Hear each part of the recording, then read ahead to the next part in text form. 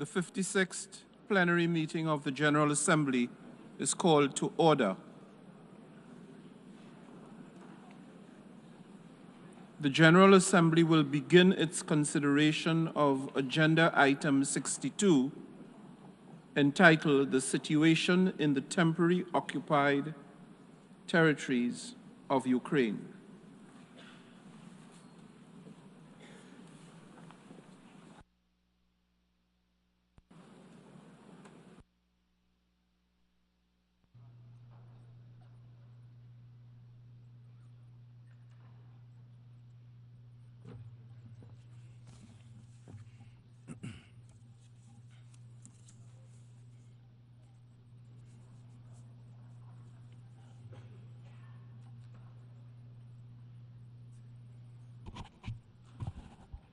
Excellencies, honorable ministers, distinguished delegates, ladies and gentlemen.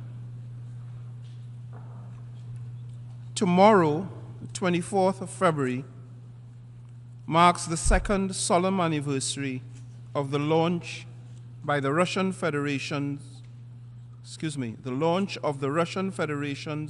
full-scale aggression against Ukraine, plunging its sovereign neighbor and innocent civilians into terror and suffering. The world bore witness as that fateful day marked the onset of a series of protracted, illegal, and flagrant violations of the UN Charter and of international law. As you, the representatives of UN member states, gather here today, you can neither be blind to the ongoing destruction and devastation or ignore the plight of the people of Ukraine. This is especially so because this year also coincides with the 10th anniversary of the 2014 attempted illegal annexation of Crimea and other Ukrainian territories by the Russian Federation. Excellencies, over the past 2 years, millions of innocent civilians have been uprooted from their homes and forced to flee in search of safety and shelter. Schools and hospitals, constituting key elements of civilian infrastructure protected from attack under international law, as symbols of hope and healing, today lie in utter and calculated ruin. The UN Human Rights Monitoring Mission in Ukraine has verified disturbing increases in non-combatant casualties, with the number of civilian deaths and injuries in January of this year hiking 37% higher than in November of 2023.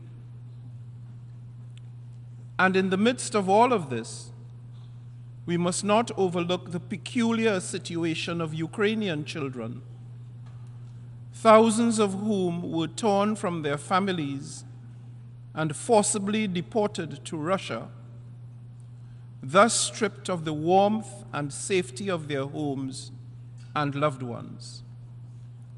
These innocent children, unlawfully abducted, must be repatriated to Ukraine and reunited with their families at once. But we must also be mindful that the impact of this war extends far beyond the borders of Ukraine.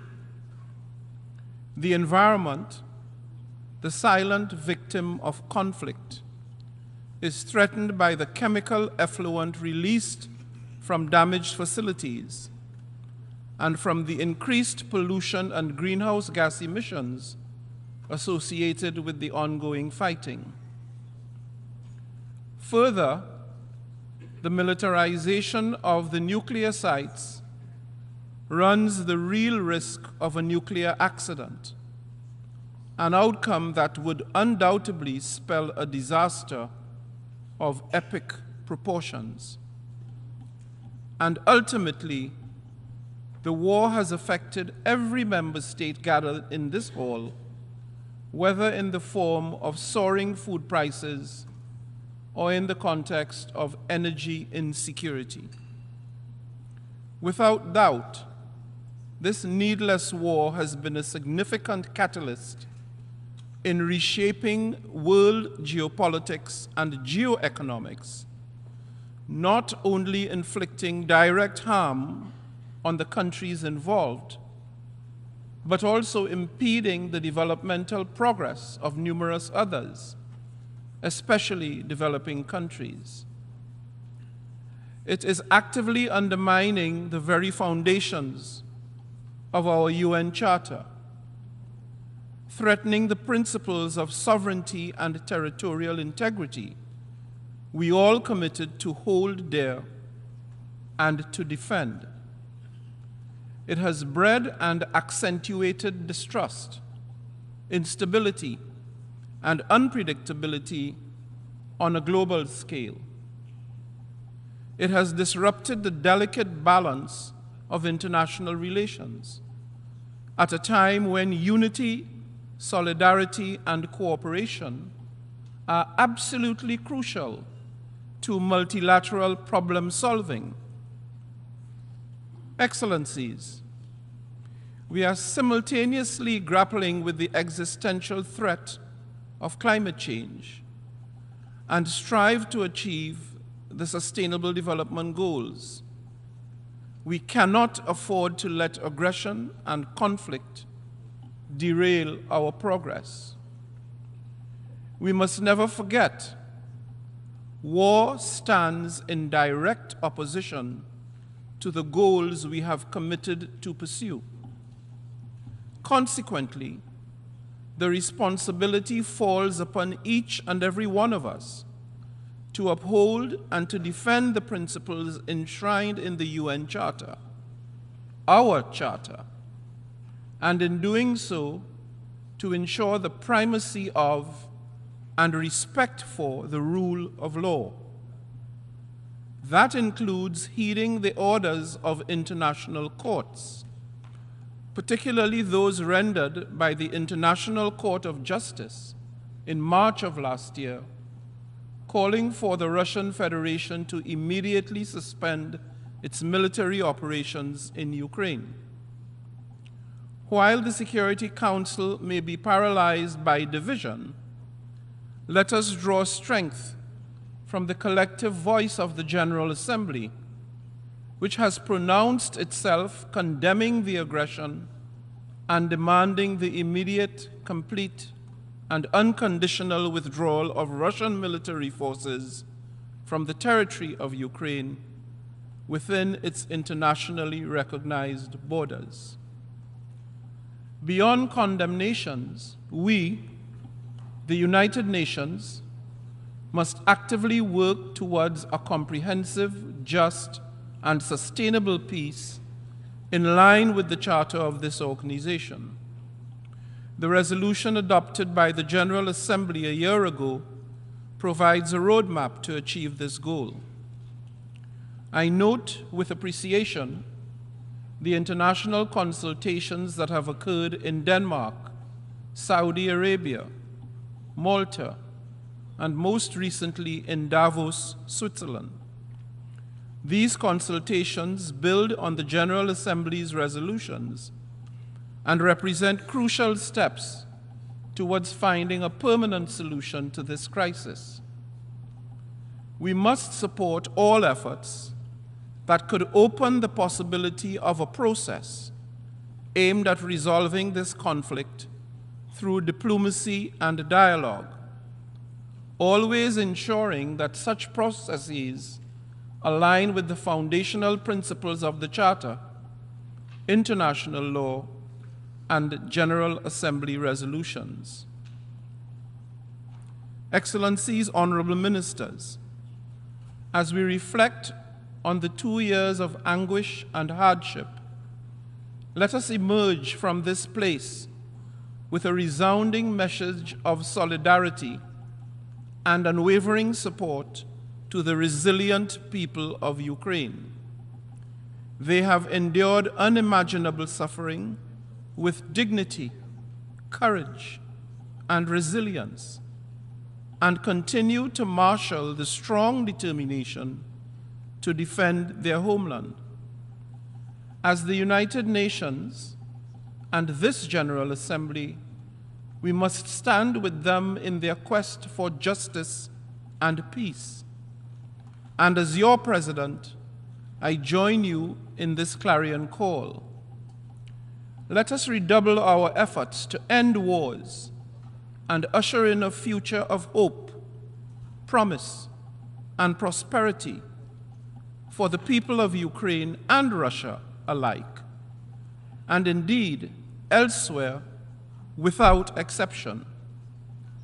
Let us use this meeting to reaffirm our commitment to the purposes and principles of the UN Charter and to the rule of law. Together we can build a world where not only does peace prevail, but moreover, justice reigns supreme. I thank you.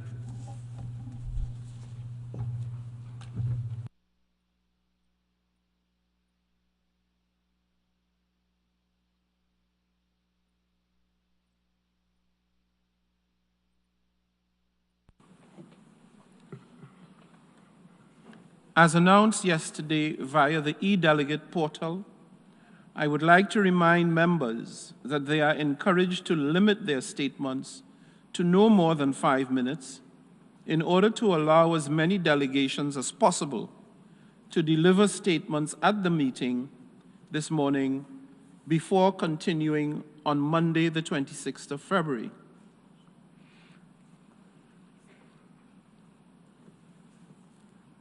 It is my pleasure now to invite His Excellency Dmytro Kuleba, the Minister of Foreign Affairs of Ukraine, to take the floor. Excellency, the floor is yours.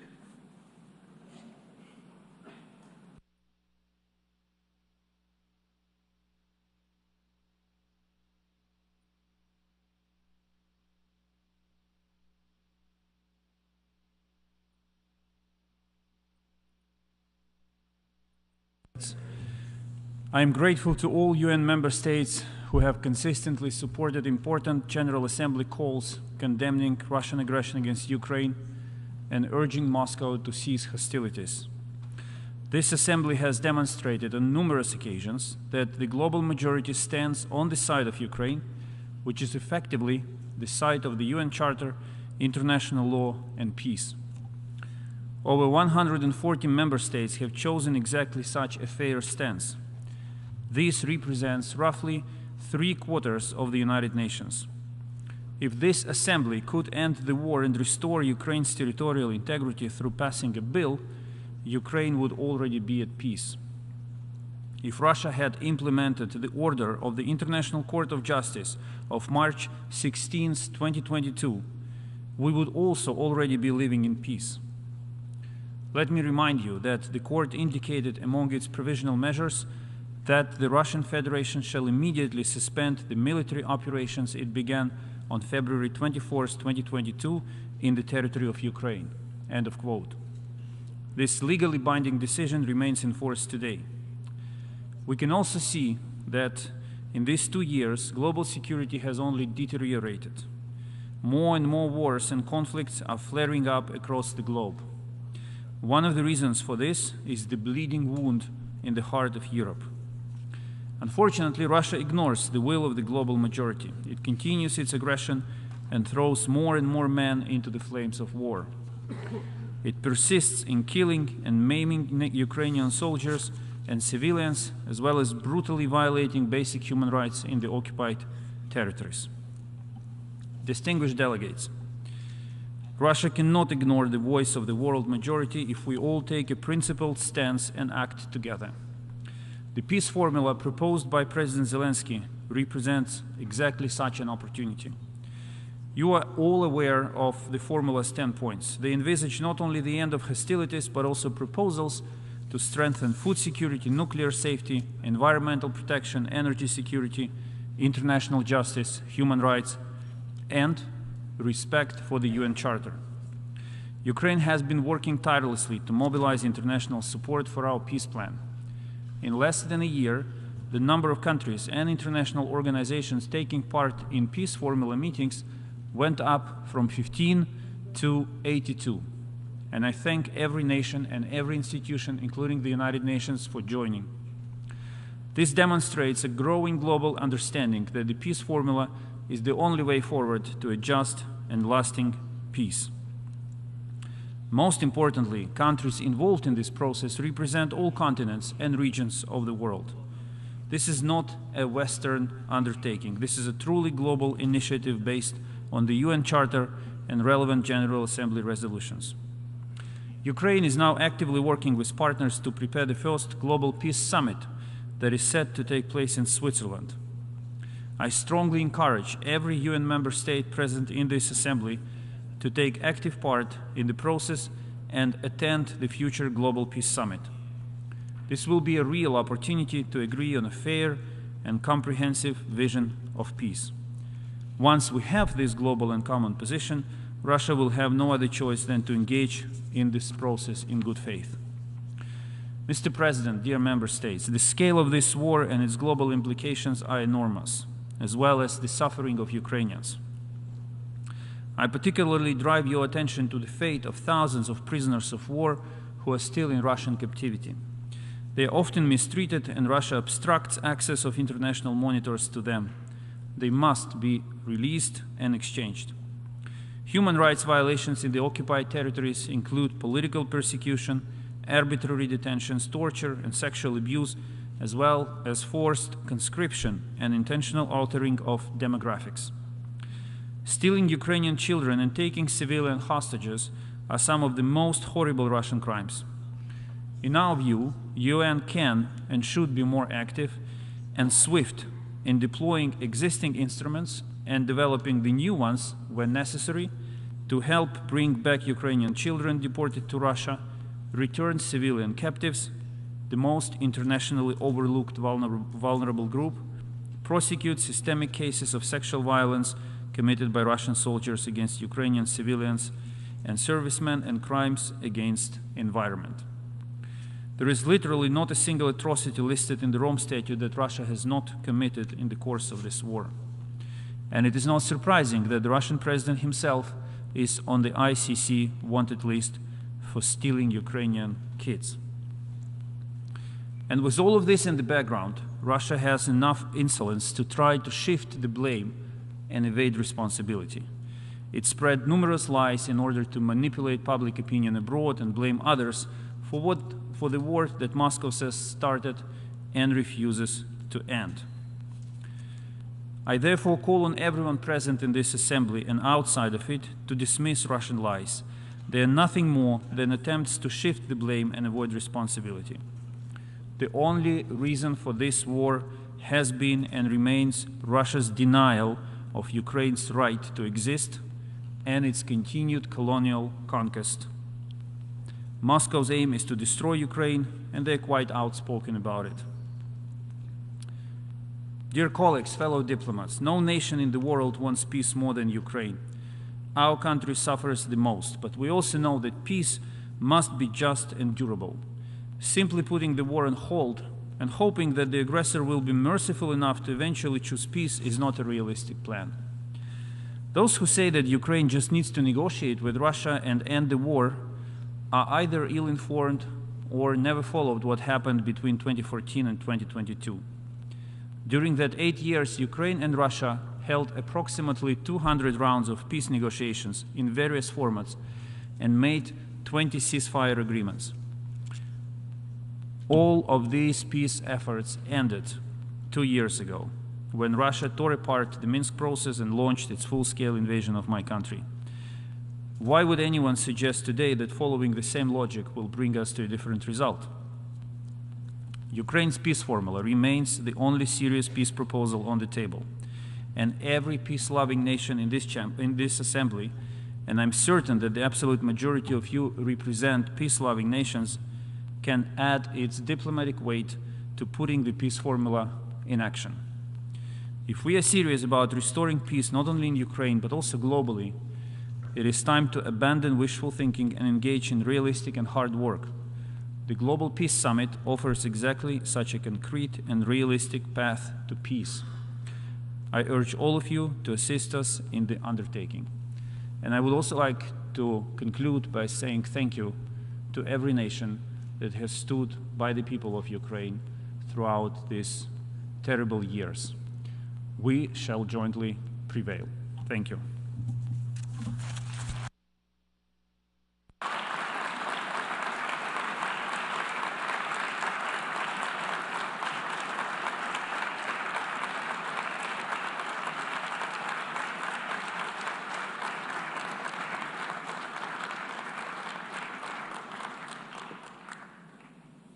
I should like to thank the distinguished representative of Ukraine, and I now invite the distinguished representative of the Russian Federation to take the floor.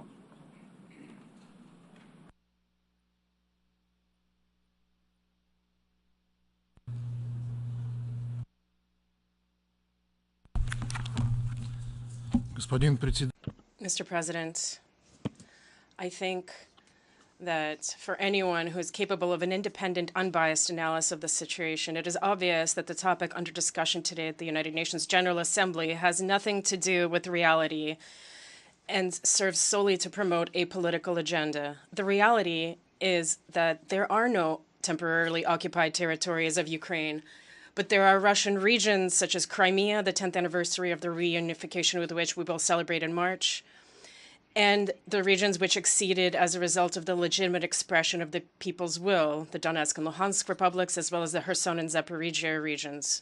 We have heard and will continue to hear many lies on the subject today from the representatives of Kiev and its Western sponsors. Behind this is a desire not just to distort the facts, but to rewrite history in general. The fact is that the truthful, undistorted version of history is extremely inconvenient for our Western colleagues, because then they would have to admit their responsibility for provoking and unleashing the Ukrainian crisis, for years of preparing Ukraine for war with Russia under the pretext of the Minsk agreements, for nurturing the sprouts of nationalism and neo-Nazism in Ukraine, which have come into full bloom there since 2013. Of course, our Western neighbors, our Western colleagues do not want to do any of this. Their interests are served by propagating a black and white narrative where Russia is the aggressor and Ukraine is the innocent victim. However, the collective West will still have to answer for what has been done to Kiev, as well as for the selective blindness and deafness that it has shown throughout all these years. How can countries that claim to be civilized and democratic not hear, for example, the statements made in 2015 by Prime Minister Yatsenyuk that those who live in Donbass are subhuman, or the words of incumbent President Zelensky in 2021, who called them creatures and specimens? Those who are in possession of the facts regarding Kiev's actions and are not trying to replace reality with propaganda do not have any questions regarding the reasons behind the incorporation of new subjects into the Russian Federation. It was a natural consequences of the policy of exterminating its own population that was carried out by the neo-Nazi regime, which came to power in 2014 as a result of the bloody coup organized, sponsored, and openly supported by the West. Having always felt an unbreakable historical and cultural bond to Russia, the citizens living in the southeast of Ukraine did not want to submit to these new illegitimate authorities, which demanded that they renounce their own cultural and historical identity and glorify Hitler's accomplices, which were responsible for the mass murder of Jews, Russians, Poles, and Ukrainians during the Second World War. Then the post-Maidan radical nationalists began to ignore the fundamental rights and freedoms of their own fellow citizens and began persecuting undesirable populations on ethnic, linguistic, and religious grounds. They imposed a financial and social blockade on the inhabitants of Donbass, stopped paying social benefits and patients, and deprived them of healthcare services. Almost every year, new laws were adopted that made the situation of Donbass's population worse and worse. Throughout 8 years, they were methodically shelled, maimed, and killed with impunity. It would take a long time to list all the inhuman crimes of the Ukrainian punitive battalions against innocent people. I will only recall the tragedy in the Odessa Trade Union House when 48 people were killed rather, 42 were burned alive, and those who managed to jump out the windows of the burning building were shot to death. I will also recall the death of the Gorlovka Madonna during shelling in 2014. Images of a mutilated body of a young woman clutching her 10-month-old daughter to her chest flew around the world and became a symbol of Kiev's inhuman policies. However, they went unnoticed by Western patrons of the Banderite neo-Nazis, and there are hundreds of such examples. Crimea was luckier. Almost immediately after the coup, having rightly assessed the true nature and the true face of the new authorities, Crimeans made a choice in favor of returning to their historical homeland in accordance with the right to self-determination as enshrined in the UN Charter. Further events confirmed that this was the right choice. After the special military operation began in order to stop the 8-year war of the Kiev regime against the civilians of Donbass, 4 other former Ukrainian regions made the same decision as Crimea. This turn of events is extremely inconvenient for Ukraine. After all, the stories about Ukrainian citizens being afraid of Russian armed forces, stories that they will face a true guerrilla war, are completely destroyed by irrefutable facts testifying to the contrary. The people of the liberated towns are greeting Russian soldiers as liberators. They were thankful that Russia has not abandoned them. We have just seen this in Kiev, where civilians rejoiced at the arrival of our soldiers because in Avdiivka over 9 years, Ukrainian Nazis created a super fortified frontier from which they methodically shelled Donetsk a few kilometers away. And before the start of the military operation, the real thorn in the side of the Kiev regime was the publications of its own citizens, 1 million of whom annually vacationed in the Russian Crimea and published glowing reviews online. The representative of Kiev naturally failed to say in a statement that the Crimean Peninsula was a completely abandoned region when it was part of Ukraine. Its infrastructure was neglected, its socioeconomic problems were addressed as an afterthought and in a piecemeal fashion. Over the past 10 years, however, Crimea has been transformed. Socioeconomic projects are being implemented in the areas of healthcare, culture, and education. Real salaries in the public sector are growing, along with pensions and benefits. Thermal power plants have been put into operation. Gas pipelines, transportation infrastructure is being constructed. The acute issue of water supply, which was created by the neo-Nazis who organized the water blockade of Ukraine, has also been resolved. 2 years ago, the dam put up by Ukraine to block the water was finally removed. Vast amounts of work have been done to increase the investment and tourism attractiveness of the region. I would like to particularly address the issue of the rights and freedoms of national minorities living in Crimea. In recent years, Kiev has been telling horror stories about Russia's alleged infringement on the rights of Crimean Tatars and the erasure of their identity. However, the recent decision of the International Court of Justice on Ukraine's claim under the International Convention on the Elimination of All Forms of Racial Discrimination has fully demonstrated the invalidity of these claims. What's more, the court found no signs of racial discrimination in Russian legislation and its application in practice. It also rejected the false accusations of discrimination against Crimean Tatars and Ukrainians with regard to their access to media, education, and cultural opportunities in their own languages. The following fact, which came to light during the trial, is very telling. Kiev tried to accuse Russia of destroying Crimea's cultural heritage. However, it was established that our state was actually engaged in a large-scale and expensive restoration project meant to rebuild historical monuments that had fallen into disrepair and begun to deteriorate while Crimea was part of Ukraine. Projects are also being implemented in Novorossiya and Donbass to revitalize those regions and incorporate them into the unified legal and socioeconomic framework of the country. Industry, agriculture, infrastructure are being restored. The goal is to make sure these regions catch up to the national average in key areas that determine the quality of life by 2030. Most importantly, our new citizens are themselves enthusiastically participating in these processes, and they see their future as part of Russia. Mr. President, if we look at everything that took place over the past 10 years, the question that arises is, could this have all been avoided? Russia did not start this war. It came to put an end to it. All the Kiev authorities had to do was respect people's rights, let them live in peace on their own territory, study in their own language, enjoy freedom of religion and freedom of thought, to not shy away from direct dialogue with dissenters, but rather to make the necessary efforts to ensure a decent future for them as part of Ukraine. And by the way, this is exactly what was promised before the presidential elections in 2019 by the candidate Zelensky. 2/3 of voters eventually ended up voting for him. However, once in power, he forgot about all his promises and let himself be drawn into the Western geopolitical game against Russia. And the chance for peace was lost. Many people ask us, what can we do now? What can bring peace back to Ukraine? We have said many times that to do this, the goals of our special military operations formulated following 8 years of Ukraine's post-Maidan development must be met. We are ready to do this through negotiations and have never abandoned them, unlike the Kiev regime, which, at the instigation of its Western puppet masters helmed by Boris Johnson, refused to engage in dialogue with us and to sign the agreement already initialed in Istanbul in April 2022, instead passing a law prohibiting negotiations with Russia, and condemned tens of thousands of young and not so young Ukrainians to die in the fire of this war. One should not waste time on Kiev's futile plans to negotiate on the basis of Zelensky's so-called peace formula. It is nothing other than an ultimatum to Russia and an attempt to lure as many countries as possible into endless meetings on this utopian project at any price possible. This fabrication is already clear to many of those who at first unwittingly found themselves drawn into Kiev's deceitful scheme. If there are no real negotiations based on a genuine assessment of the situation on the ground, the goals of the special military operation will still be achieved.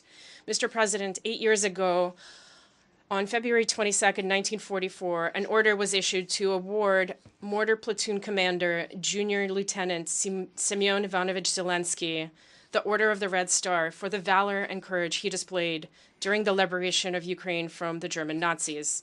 He had yet to turn 20 years old. If he were alive today and wanted to honor the memory of his fellow soldiers, he would be arrested, possibly beaten, and thrown into the prisons of the Ukrainian Security Service, where he would be tortured to death, as happened to the American journalist Gonzalo Lira. This is the regime that was established in Ukraine by his grandson Vladimir, who today honors the Nazi criminals and collaborators who killed hundreds of thousands of Jews, Poles, Russians, and Ukrainians during the war, to honor them as heroes. And today, those who fought alongside us against the Nazis 80 years ago are trying to save this regime. It is no coincidence that the entire Western camp, and not only Germany, Italy, and Japan, who lost in the Second World War, are opposing the condemnation of Nazis in the General Assembly, while those who fought with the Nazis are being extolled. By the way, today is a holiday in Russia where we honor the defenders of our fatherland, the veterans, fathers, and grandfathers who sacrificed their lives defending their homeland. Thanks to their heroic feats and bravery, our nation defeated Nazism 80 years ago and is defeating it today. Happy holiday, dear defenders. Our cause is just and we will prevail. Thank you.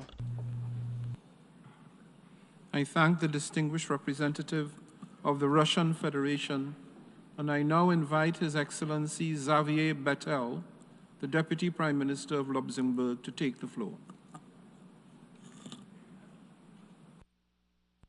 Merci, Monsieur le Président. Thank you, Mr. President. I must tell you that to speak after the representative of the Russian Federation is not an easy task. I've come here, as I always do. When I speak, they leave. They take the floor, but then there's an empty chair, and so it's difficult, Ambassador, to have a dialogue.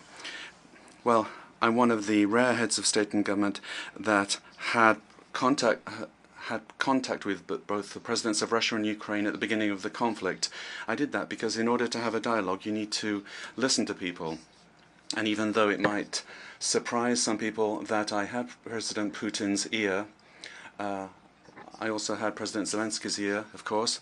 But after listening, one needs results. And I saw on the Russian side that the willingness to cease the war was the last concern on their mind. And Bucha, Irpin, And just after discussions, I was told that they wanted peace, but what we saw showed that that's not what they had in mind. So today, we are here not to commemorate something happy. We are here to show that we are on the side of Ukraine. And I have a Russian grandmother, and when you say that there are Nazis in Kiev here, believe me, there are no more in Kiev than there are in Moscow or St. Petersburg. It is shameful to make people believe that the Ukraine and Kiev regime is supporting Nazis, and that Ukraine is full of Nazis, and then today to try to rewrite history by saying that you are protecting Russians against Nazis, given what you did during the Second World War. That is not good for the memory of the Russian fighters in the Second World War. This is not a unilateral attack. You're a great country. And I say that this is a very sensitive issue for me, that's close to my heart. People are trying to divide us in Europe and worldwide. There are pro-Russians, and I said this as well to President Putin when I spoke to him, that his best friends are in Pyongyang, or in Syria, or in Iran. And that shows how Russia is isolated compared to the Russia that we knew before. Russia, which after a period of communism tried to look for partners, had cultural and political and economic relations, friendly relations with other countries. Today, it finds itself isolated. And I said this at the last meeting that we had in Skopje, and I welcome our colleague here. I said this to the Russian representative there as well. Starting a war is not great. Putting an end to a war is greatness, and it's time to show to recognize error. And today we see the very foundations of this assembly. I mean, we've just listened to a speech that shows that anything that we might say is really out of line with what Russia has said, which is not reality. You can't rewrite history. You simply need to recognize an error. To say that you are defending the Russian population, that you want to defend today, well, Europe against Nazis in Ukraine, when the result today is that the neighbors of Ukraine are trembling. The Baltic countries, or Poland, or Romania, or Moldavia, Georgia, these are countries that are afraid of Russia and that can't sleep at night now because Russia has become an unpredictable, dangerous country. A country which does not respect any law that we would like to see respected. That's the most important thing. And you said this, Russian ambassador, as well, that it's important to recover these Russian territories. But you don't make borders overnight and try to redesign things. International law means that borders are pre-established. It's not because you're bigger and stronger that you can redefine the size of your country and take something from someone else. I mean, I had that experience in the Grand Duchy of Luxembourg. We had a bigger neighbor, Germany, and now we are partners with Germany, we're friends with Germany, we're neighbors. We want to build something together with them. Just realize what you are doing. Now, I've spoken to Putin several times, and I said, when you're prepared to come to the negotiating table, we are prepared to talk to you. But you need to recognize the mistakes that you have made. You need to stop killing generations, depriving children of education. I mean, children today can't have a normal education. And how will you explain to those women and those children, those Russian mothers, that you have sent their children to the abattoir to be slaughtered just because of a mistake that you have made? How will you explain that in the history books? Will it once again be something that is going to be deleted from the news in Russia because it bothers certain people? Impunity is also something that we always have to be aware of. You can't attack someone and assume that nothing will happen afterwards. We know that your supporters are ever more reduced in number today. Ukraine is a country that's been attacked, and the attacker is Russia, and we will continue to support Ukraine. We will continue to support the colleagues today that are being subject to this aggression, but realize one day, I mean, when I was there, when you go to Ukraine, you see the strength of Ukrainians. A lot of us thought that Ukraine would fold and that Russia was going to just steamroller them. But no, they're fighting, and they're not just fighting for themselves, they're also fighting for us. Thank you, Mr. President.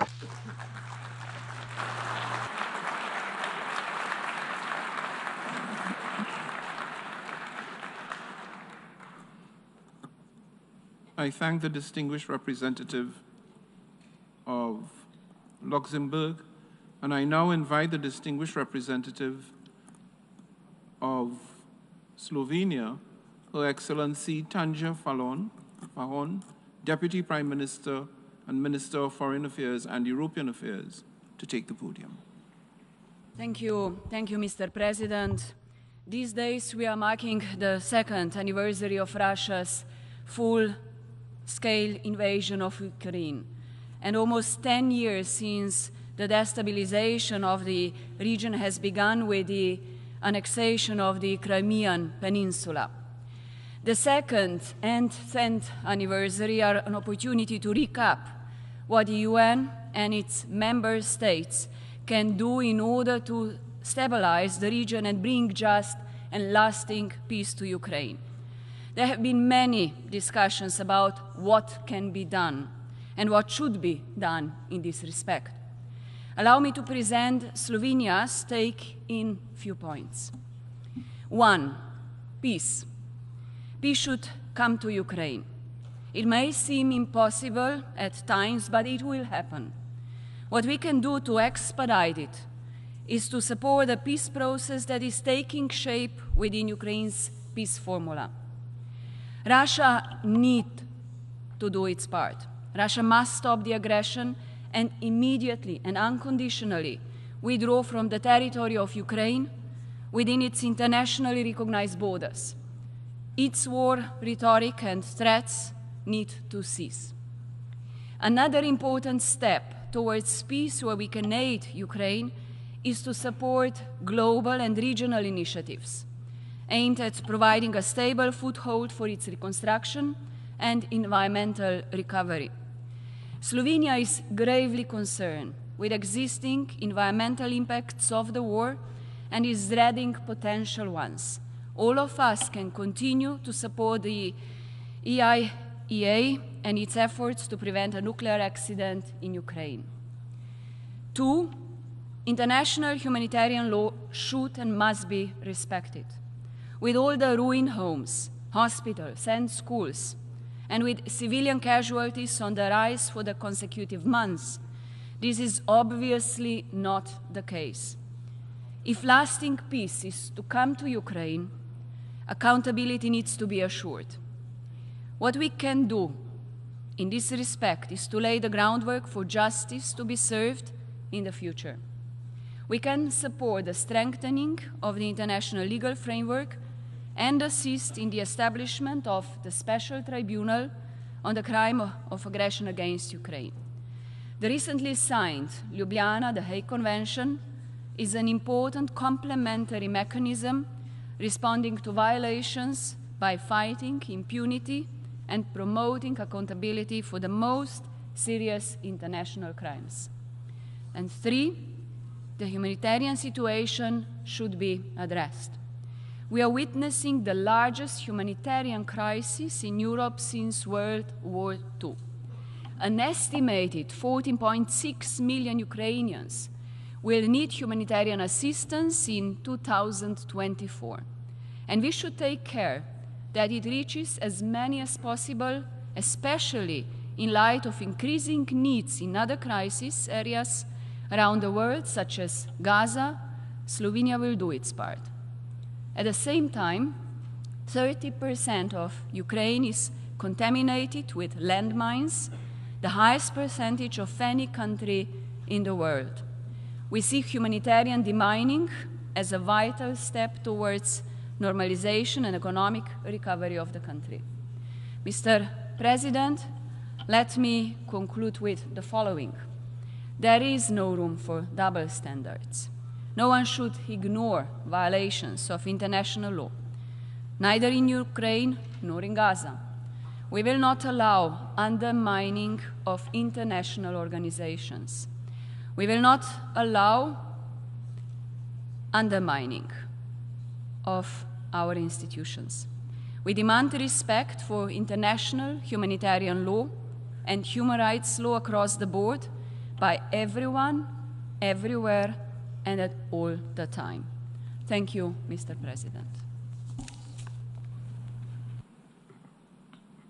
I thank the distinguished representative of Slovenia, and I now invite Her Excellency Helena Carreras, the Minister of National Defense of Poland, no? Portugal, to take the floor.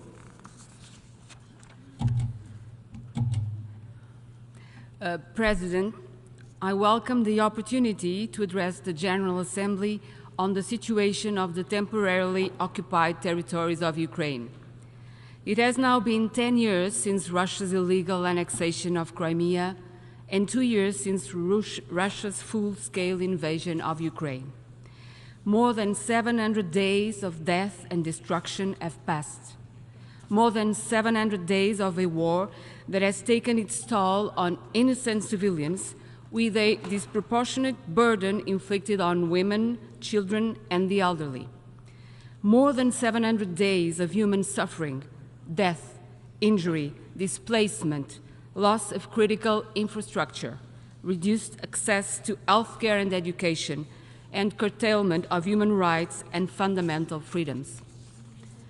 On this somber date, we cannot and will not fail to reiterate our resolute and unwavering condemnation of Russia's unprovoked, illegal, and unjustified war of aggression against Ukraine, which constitutes a blatant violation of international law for which it must be held fully accountable.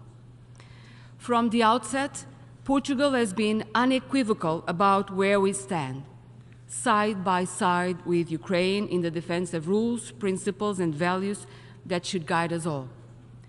Rules, principles, and values that are enshrined in the UN Charter. We are part of the overwhelming majority of this General Assembly, which has voted in favor of 6 resolutions condemning the invasion and calling for the end of Russia's war of aggression. Our support is comprehensive, be it on the political, financial, humanitarian, and also at the military level. We will continue to assist the brave Ukrainian armed forces in exercising its legitimate right to self-defense against an illegal aggression. We have welcomed nearly 6,000 refugees in Portugal while focusing on reconstruction efforts, such as in the case of the public school system of the Ukrainian city of Zhytomyr. But this discussion is not just about Ukraine. It is about upholding the respect for the sovereignty and territorial integrity of all states. We cannot remain on the sidelines while the most fundamental principles of the international legal and security order are blatantly disregarded. None of us can feel safe until this war ends. This can only happen with a comprehensive and just solution that is in accordance with the UN Charter and in line with Ukraine's peace formula. But let us recall that any such solution cannot fail to consider the occupied territories of Crimea and Donbas since 2014. Allow me to be very clear. We do not recognize these illegal annexation attempts. Crimea, Donetsk, Luhansk, Zaporizhia, and Kherson are part of Ukraine. The report of the Independent International Commission of Inquiry on Ukraine, dated last October, gives us an appalling picture of the situation in terms of human rights and highlights the many cases of torture and violence, including sexual violence, perpetrated against civilians with a disproportionate impact on women, children, and older persons. That is why we support every action being taken by the International Criminal Court to hold accountable those responsible for these atrocities and to ensure justice for all the victims. Portugal also participates in the core group for accountability of Russia's aggression against Ukraine and support the Council of Europe's Register of Damage. The humanitarian crisis caused by this war has to end. President, when I visited Kyiv on February 2023, on the first anniversary of the Russian invasion, it was impossible to remain indifferent to the bravery of a people besieged by an unscrupulous aggressor. This bravery only found correspondence in the unshakable confidence of a nation determined to defeat a brutal and unjustified invasion. The remarkable resilience of Ukrainian men and women and their will to prevail are an inspiration to the world and a lesson to the aggressor. Yet, the impacts of this war are not confined to Europe. Russia's aggression has a direct effect on the global food, energy, and financial crisis, with severe impacts on the most vulnerable countries. The role of the UN Secretary General in mitigating these effects has proven invaluable. But this situation cannot be tolerated, and we will continue to support all collective efforts in this regard. We know that other pressing crises around the world require our attention and our action, but we need to be coherent, and therefore we cannot fail the people of Ukraine. So, together, united, we must remain unwavering in our support for Ukraine's independence, sovereignty, and territorial integrity within its internationally recognized borders. I thank you.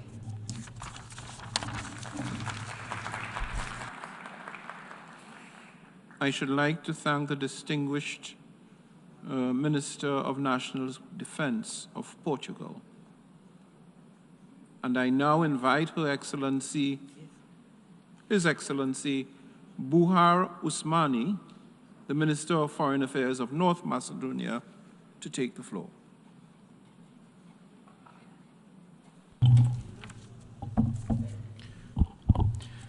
Mr. President, Excellencies, ladies and gentlemen, I welcome the opportunity to address the General Assembly on this important occasion as we mark 2 years of Russia's full-scale invasion of its neighbor.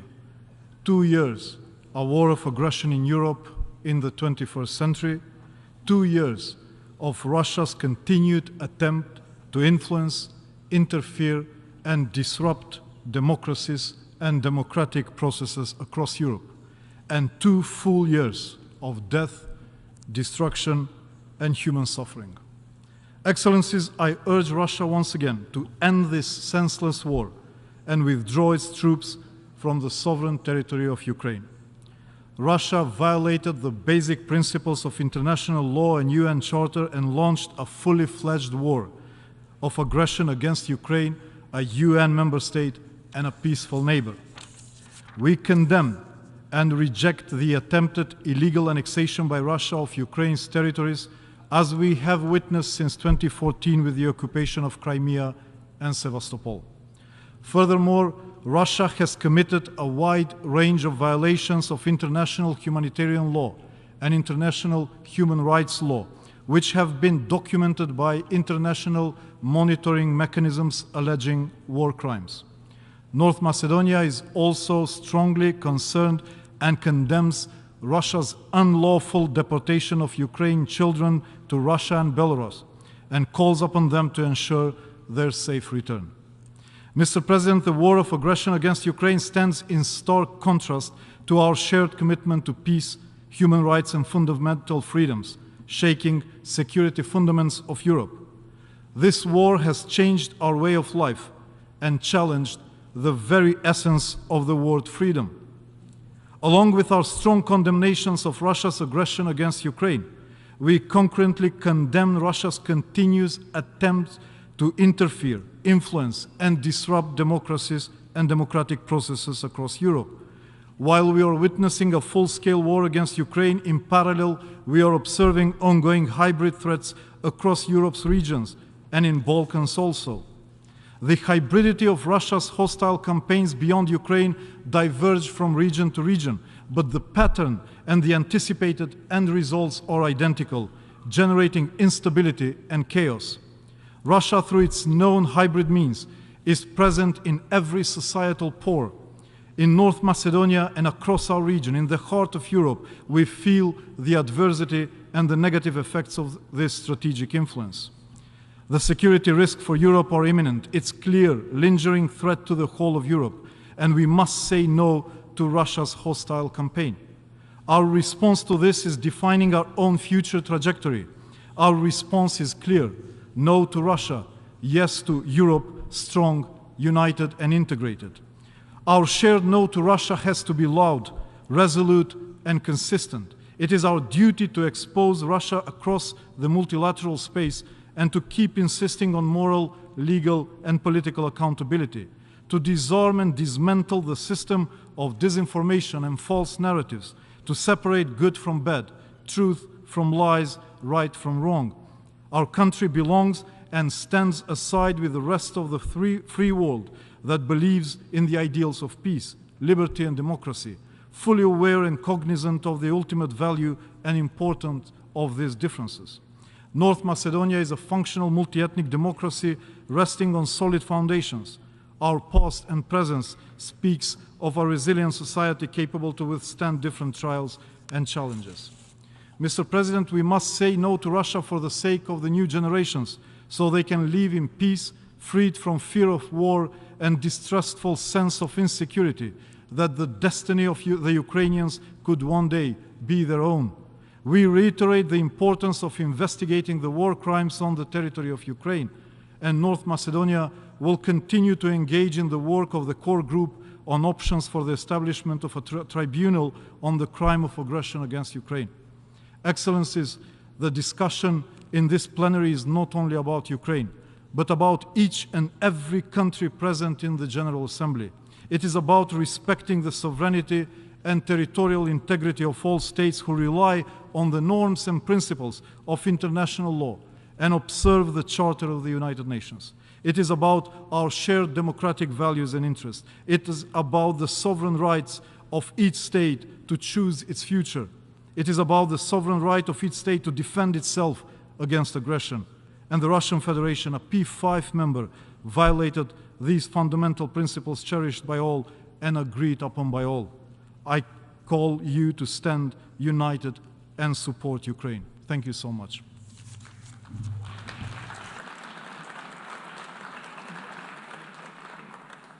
I thank His Excellency, the Minister of Foreign Affairs of North Macedonia, and I now invite His Excellency Gordan Grilish Radman, the Minister of Foreign and European Affairs of Croatia, to take the podium. Thank you. Thank you, Mr. President. Your Excellencies, ladies and gentlemen. After 2 long and painful years, Russia is still conducting its brutal military aggression against Ukraine. Such flagrant breach of international law and the principles enshrined in the United Nations Charter is an affront to the fundamental values of peace, security, and respect for the sovereignty of all nations. This aggression brings us to the brink of breaking the global system as a whole, endangering the ideas of freedom, sovereignty, and independence. We call on Russia to cease all combat operations and withdraw its troops from Ukraine. We regret the tremendous loss of all life resulting from Russia's senseless war and reaffirm our steadfast support for Ukraine's independence, sovereignty, and territorial integrity within its internationally recognized borders. Mr. President, the much desired peace can only be lasting if it is just. For peace to be just, it has to be anchored in accountability. For this reason, accountability for crimes committed in Ukraine must be upheld, not only because it provides justice to the victims, but also because it helps prevent future atrocities. With this in mind, Croatia supports efforts to promote accountability for international crimes committed in and against Ukraine in all relevant multilateral fora, including the International Criminal Court and International Court of Justice. We have stood by Ukraine and its people from day one. We have provided aid, and over 25,000 Ukrainians have found temporary protection in Croatia. Croatia herself was a victim of aggression and has had war on her soil. Following our own painful experience, today we not only understand but strongly support and participate in all initiatives aimed at relieving the suffering of the Ukrainian population, especially the weakest and the most vulnerable ones. Besides the energy crisis, one of the most dramatic effects of the Russian aggression is the threat of food shortage looming over large parts of the world. Ukraine needs our collective support in its demining efforts. Croatia herself, with vast experience in demining her own territory, will remain committed to national and international actions in addressing the security and humanitarian concerns posed by these weapons and their indiscriminate use. Landmines in Ukraine are not just a Ukrainian or a European problem. Just like the current war, they have a global impact. Much of the world's most fertile land will remain contaminated by them for decades to come. In that regard, the global food supply, and with it our global security, will remain hindered and disrupted. In this vein, Croatia hosted the first ever high-level international donors conference on humanitarian demining in Ukraine in October 2023 in Zagreb. This conference, co-organized by the governments of Croatia and Ukraine, confirmed the support to Ukraine's demining efforts by 34 participating countries, pledging €500 million overall. Croatia will continue to support Ukraine.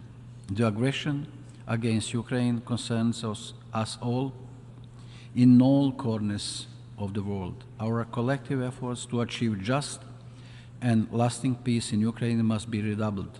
I assure you, Mr. President, of Croatia's unwavering commitment to this common task. Thank you.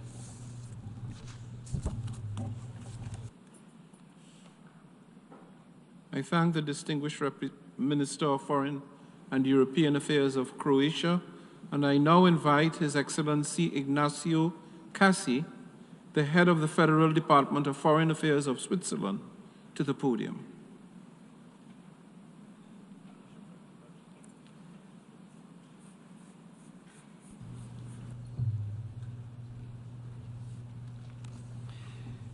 Merci, Monsieur. Thank you, Mr. President, Excellencies, ladies and gentlemen. On the 24th of February 2022, 2 years ago, we woke up in Switzerland and across Europe to a nightmare. The distant spectre of war had suddenly materialized before our very eyes. All the precautions taken over 75 years to prevent a repetition of the tragedies of the 20th century suddenly seemed futile. Neither multilateralism nor public international law seemed capable of withstanding military force. After the initial shock and after the disbelief at such horrific images, we began to wonder, how was this possible? In the meantime, thousands of lives have been lost, millions of people have been displaced, and countless families have been torn apart by these tragic events. Today, I would like to reiterate our full solidarity with the Ukrainian people who are going through this catastrophe. It is certainly counterproductive to simply feel sorry for them or to feel powerless. I am firmly convinced that we must find the determination to act. in order to revitalize the tools at our disposal, with the aim of putting an end to the flagrant violations of international law and human rights. Here, ladies and gentlemen, here at the UN headquarters, we have a duty to respect the mandate given by this Assembly, to ensure that the peoples of nations have the right to live in peace. This means restoring peace and justice in Ukraine. Ladies and gentlemen, the road to peace is held in one hand. Our Charter. You can hold it in one hand. Sovereign equality between states, respect for territorial integrity, prohibition of the use of force. That's it. It's not more difficult than that. It's all there in this fundamental text, the guarantor of our universal values and of the multilateral order. This Assembly has always stayed the course. This was the case for the resolution in favour of a comprehensive, just and lasting peace in Ukraine, adopted here on the 23rd of February last year by a large majority of us. And yet, we have to admit it, the Ukrainian horizon remains blocked, despite our unity in this room. On the road to peace, we have not yet found unity. Switzerland is determined to make its contribution to this, determined not only to contribute to peace, but also to protect civilians who are vulnerable to the devastating effects of war. We will relentlessly persevere in our commitment to ensure respect for the Geneva Conventions, which have been the pillars of international humanitarian law since 1864, and for which, as you know, Switzerland is the guarantor. Exactly 160 years ago, the first Convention on International Humanitarian Law was signed in Geneva, and exactly 75 years ago, the fourth Convention was signed. This anniversary should give us pause for thought. After 160 years, we still haven't really learned anything. Finding a realistic path to peace in Ukraine remains a key objective for my country. At Ukraine's request, we intend to organize by the summer a high-level conference on peace in Ukraine. I would therefore like to take this opportunity available to me today to invite all nations, all of you, from north to south, from east to west, invite you to work together towards our common goal, namely to find common ground for peace in Ukraine and to return to the path mapped out by the Charter. Ladies and gentlemen, let us remain united nations and not allow ourselves to be drawn into the spiral of military force or the temptation of power that transforms us into disunited powers. Thank you very much.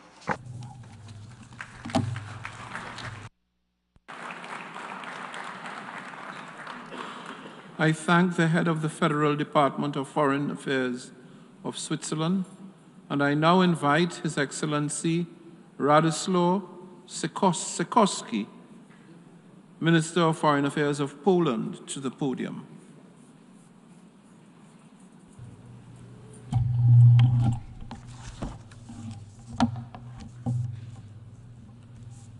President. Excellencies,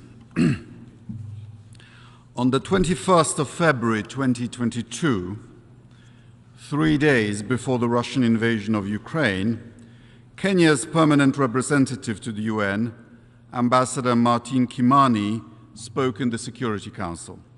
In his short but remarkable speech, the ambassador talked about African countries' borders, inherited from the colonial empires, drawn with no regard for the existing nations and cultures. It certainly did not make life any easier for the inhabitants of those states. They could look backward and pursue racial, ethnic, or religious homogeneity and plunge into long-lasting conflicts. But they took a different path. Let me quote Ambassador Kimani. "We agreed that we would settle for the borders that we inherited, but we would still pursue continental, political, economic, and legal integration. We chose to follow the rules of the Organization of African Unity and the United Nations Charter, not because our borders satisfied us, but because we wanted something greater, forged in peace." End of quote. I remain grateful for these inspiring remarks. The courageous vision of the Kenyan ambassador contrasts starkly with the path chosen by the Russian Federation. Despite being a permanent Security Council member, Russia has repeatedly violated the UN Charter. It's trying to crush a sovereign state and exterminate its cultural identity. It shocked the world with brutality unseen for decades. We will never forget the atrocities committed in Bucha, Mariupol, or Kramatorsk. It decided to block the transport of grain and to use food as a weapon, even though the number of people suffering from hunger is growing at an alarming rate. Today, on the eve of the second anniversary of the Russian full-scale invasion of Ukraine, the Kremlin shows no intention to change the course, quite the reverse.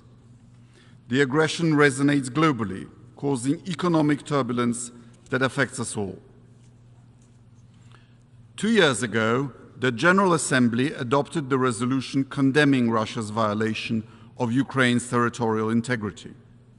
It demanded that Russia immediately, completely, and unconditionally withdraw all of its military forces from Ukraine within the internationally recognized borders. 141 United Nations members stood up for Ukraine and against the breach of the international order. As we expressed our position clearly and reiterated it on several other occasions in the General Assembly, we committed ourselves to support the victim. We must fulfill this commitment. We must restore the world based on the principles of sovereignty of nations, inviolability of the borders, and respect for personal freedoms. We must hold the perpetrators and their accomplices accountable for their crimes. Only our resolve can deter the neo-imperial delusions that may arise in any part of the world. We need to stay the course until Mr. Putin understands that the days of European imperialism are gone for good. Thank you.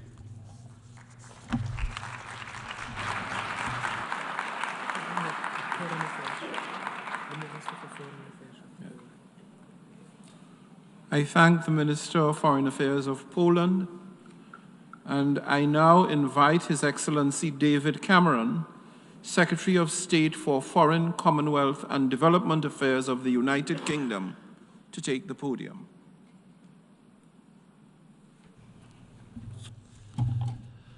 Thank you, Mr. President. Today, I want to cover 3 points. First, the history. 2 years ago, Putin launched a full-scale invasion of Ukraine. But let's go back a little further.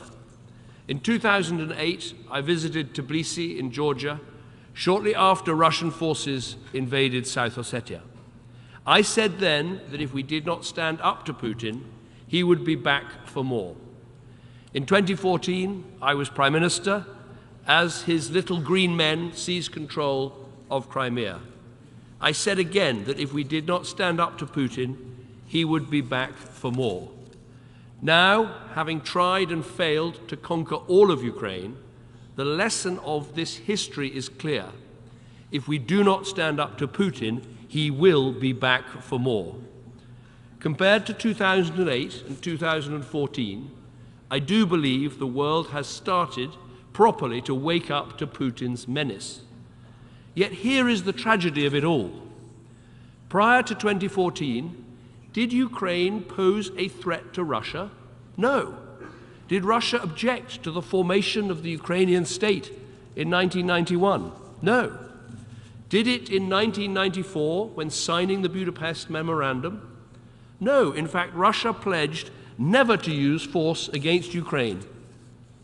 If the Ukrainian state was such a threat to Russian-speaking residents, why did every region of Ukraine vote for independence, Crimea and the Donbass included? Cut through ludicrous accusations of Nazism against a state with a Jewish president, and what are you left with? Nothing but the ahistorical claim that Ukraine's very existence is anti-Russian, a claim which runs contrary to the principle of self-determination, one of the foundations of the United Nations. Putin tries to claim that Russia is fighting not against Ukraine, but against the whole of the West. He claims we are somehow out to dismember Russia. That is the central lie of this war. The truth is that we, myself included, spent years trying to build a new relationship with Moscow after the end of the Cold War. We did that because we profoundly believe that a secure, stable Russia, at peace with its neighbors, is in our interests and the world's. It is a tragedy that Putin prefers to hark back to the 9th century to justify aggression rather than taking up this offer of a different path. And turning to the consequences of all this, the scenes in territories liberated from Russia defy belief. Take Bucha, as has just been said. Mutilated bodies of civilians with hands bound, shot at close range.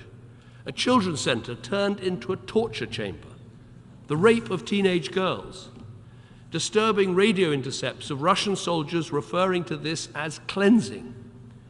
Or consider places still held by Russia.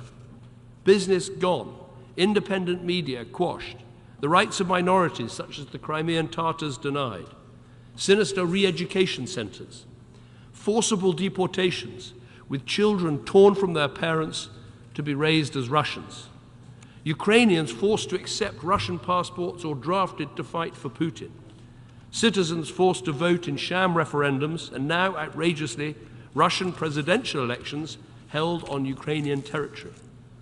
Crimea, in particular, now far more dependent on Moscow for budget support than it ever was to Kyiv. Invasion has brought these regions neither peace nor prosperity, and nor has Putin's gambit benefited Russians. No Russian soldier had died fighting Ukraine before 2014. Now they have suffered over 300,000 casualties. Moreover, since the invasion, Russia has suffered its first attempted coup in over 3 decades and its first debt default for over a century.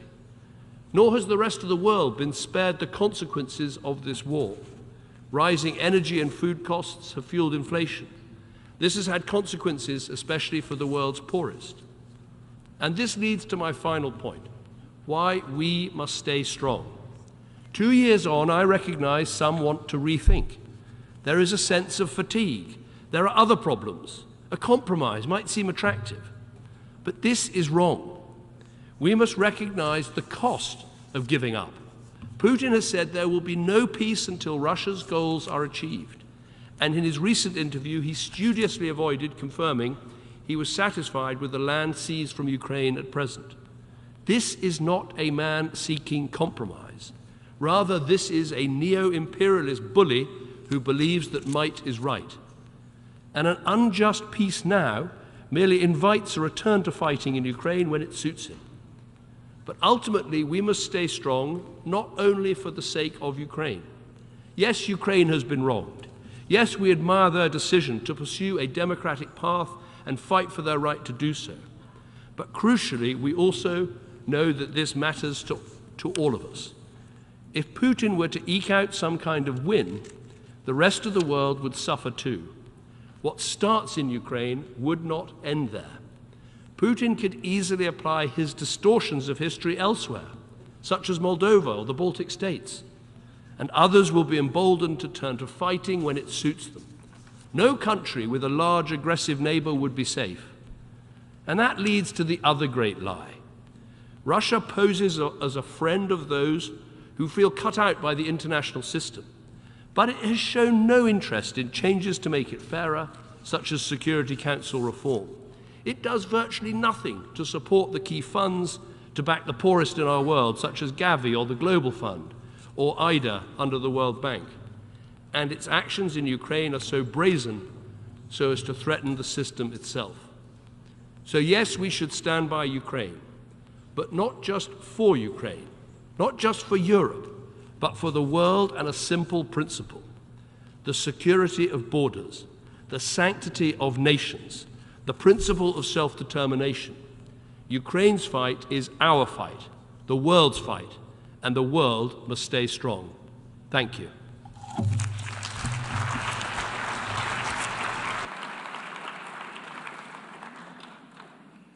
I thank the Secretary of State for Foreign, Commonwealth and Development Affairs of the United Kingdom, and I now invite His Excellency Gabrielius Landsbergis, the Minister of Foreign Affairs of Lithuania, to take the podium.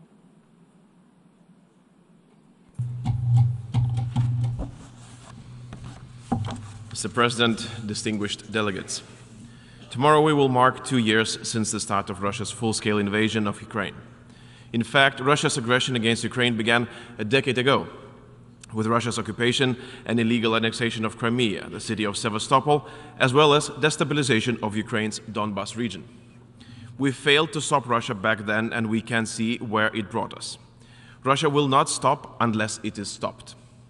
This genocidal war has many objectives: to erase Ukraine as a sovereign country and proud nation from European map, to threaten European security, and to undermine the rules-based international order. The impact of Russia's aggression reaches countries far beyond Ukrainian borders. We've seen how energy prices, food security, and migration are instrumentalized by Russia and its accomplice, Belarus. We've seen how Russia's disruption of Ukraine's exports through Black Sea ports impacted vulnerable populations globally. It is a global issue, not only a European war. If Russia is allowed to continue unabated in Ukraine today, its war will very soon creep into everyone else's backyard. Rogue players across the world will feel emboldened to settle their own issues their own way. Ukraine must receive all possible military, diplomatic, and economic support. Russia and Belarus must face isolation for their contempt for the very core principles on which the United Nations base their existence. Ladies and gentlemen, this is the most serious threat to the global peace and to the integrity of the entire UN system.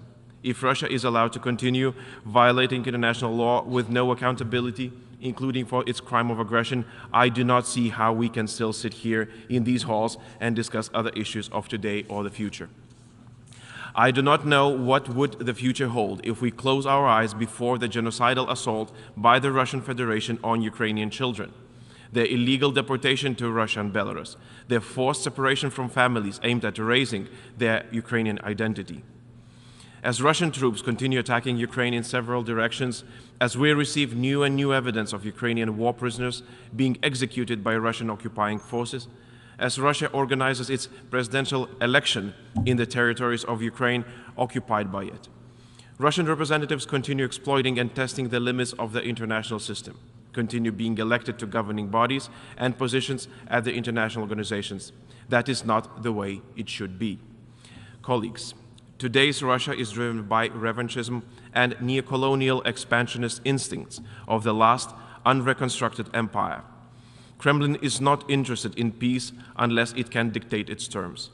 If anyone still have doubts what Russia is capable of, the tragic fate of Alexei Navalny in a Russian prison serves as yet another sobering illustration of the ruthless suppression of dissent and of the alarming pace at which Russia continues its descent into totalitarianism.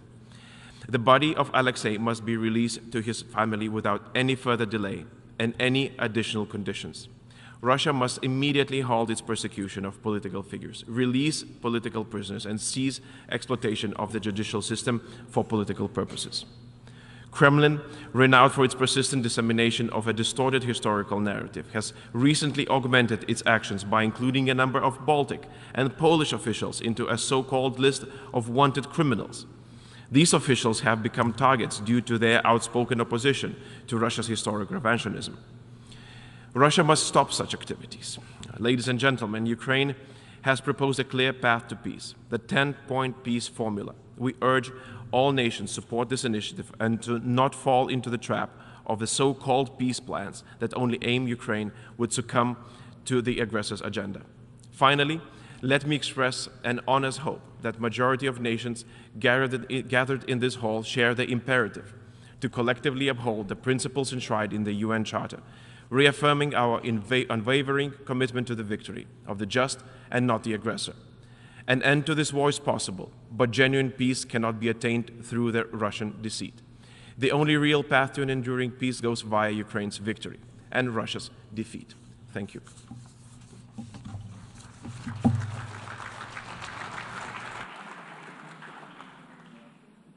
I thank the Minister of Foreign Affairs of Lithuania, and I now invite Her Excellency Annalena Baerbock, Federal Minister of Foreign Affairs of Germany, to the podium.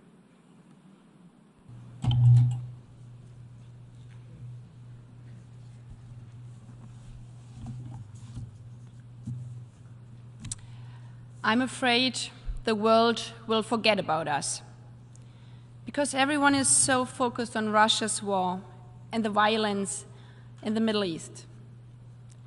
That's what a woman my age in Gorom in South Sudan told me. This woman has fled the violence in Sudan with only a small bag of belongings, carrying her child on her hip. Her words have not left me since. And I know that they ring true for countless women, children, and men around the world who go to bed hungry, who suffer violence. As I stand here, I say straight out, we have not forgotten about you.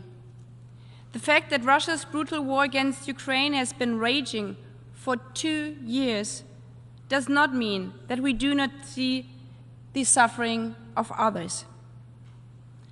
A schoolgirl deported from the eastern territory of Ukraine, torn away from her mother, is a child who suffers. A toddler in Gaza who has lost his parents is a child who suffers. A boy in Sudan who is hungry is a child who suffers. Every life matters in equal measure. Humanity is indivisible. The worst thing we could do so now is to play off one person's pain against another's. We would only play into the hands of those who seek to divide us, to push their ruthless agenda in the world. That is why it is nothing but cynical when at the G20 meeting in Rio just 2 days ago, the Russian foreign minister openly asked why the world is so preoccupied with Russia's war against Ukraine. Well, Ms. Lavrov, we are preoccupied with your war because your war is causing death, pain, and destruction. Not just in Ukraine, not just in Bucha and Irpin in the eastern territories of Ukraine, but around the whole world. Russia has bombed ports in Ukraine on purpose to prevent Ukrainian grain from being exported to the world, using on purpose food as a weapon. And this could stop tomorrow if the Russian president were to end this war now. If you care about a world in which every life matters in equal measures, it is up to us and every one of us to stand up against Russia's war. The United Nations was founded for exact that purpose, to make sure alive is alive, that humanity is indivisible.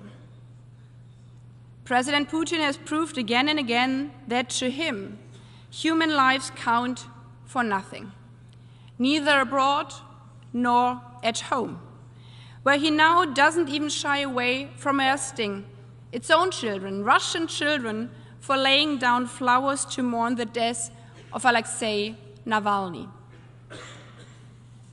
As I explained to the women in South Sudan, we did not choose to be so preoccupied with Russia's war of aggression. It's the Russian president's ruthless actions that are forcing us. But that doesn't mean that we do not see the suffering in Sudan, that we don't see the suffering in the Middle East. Like many of you, the devastating humanitarian situation in Gaza is keeping us awake at night. 17,000 children left without a mother or a father. Hundreds of thousands desperate for food and water. This suffering needs to end now. We need Hamas to release all the men, women, and children it took hostage in its ruthless attack on Israel on October 7th. We need a humanitarian pause to work towards a sustainable ceasefire, to find a path towards a life in dignity, peace, and security for both Israelis and Palestinians in 2 states. I know that this conflict has stirred up intense emotions in many of our countries. That is why it's so important not to give in to those who try to play off one person's pain against another's. Political leadership means standing up to polarization, to protect our society from the poison of dehumanization. That is the message to send today here at our General Assembly. We stand with Ukraine as long as it takes, because we stand against a world of ruthlessness. We stand for a world in which alive is alive, whether Palestinian, Israeli, Sudanese, or Ukraine. Thank you.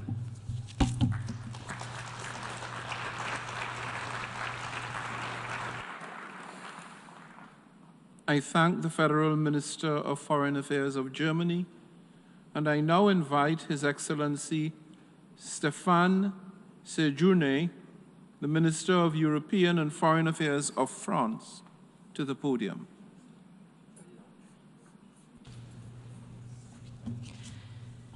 Monsieur le Président, Mr. President, ladies and gentlemen, ministers, ambassadors, ladies and gentlemen, all protocol observed. For the past 2 years, Russia has been committing aggression against its neighbor, and for 2 years it has been inflicting the worst kind of suffering on its people. This war of aggression does not concern just Ukraine. It has very serious consequences for all of our populations. It has also been 2 years now that Russia has been exacerbating the food crisis.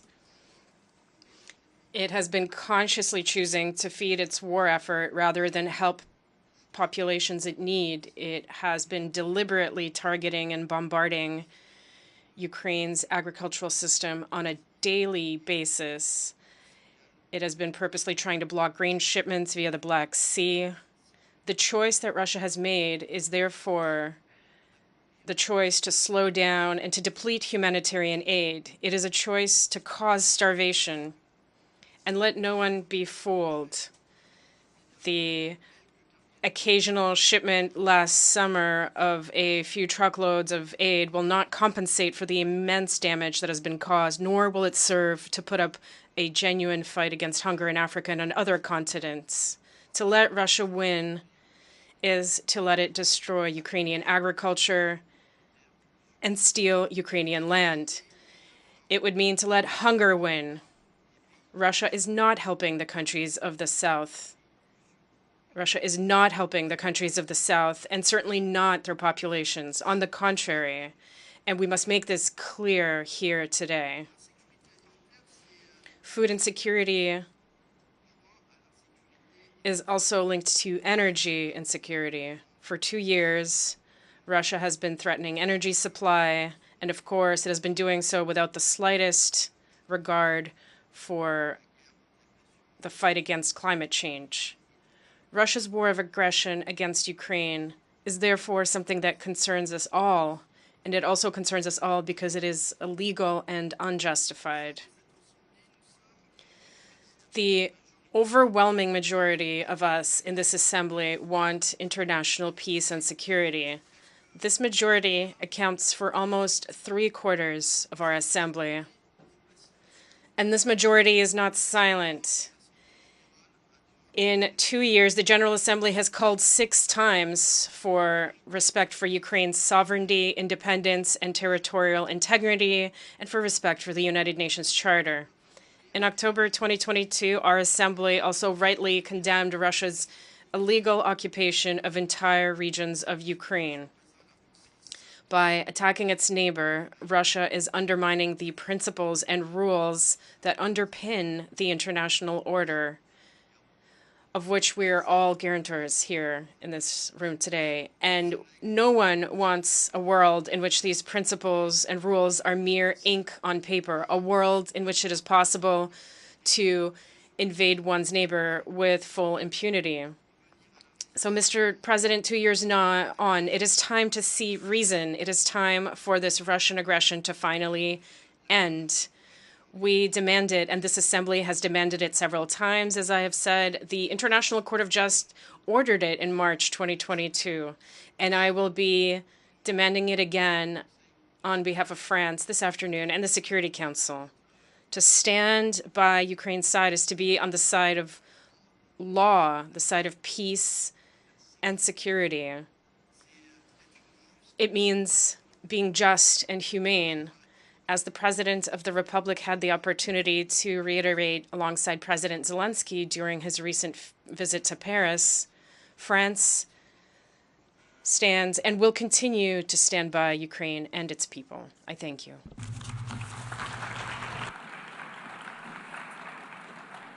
I thank the Minister for European and Foreign Affairs of France, and I now invite His Excellency José Manuel Álvarez Bueno, Minister of Foreign Affairs, European Union and Cooperation of Spain, to the podium.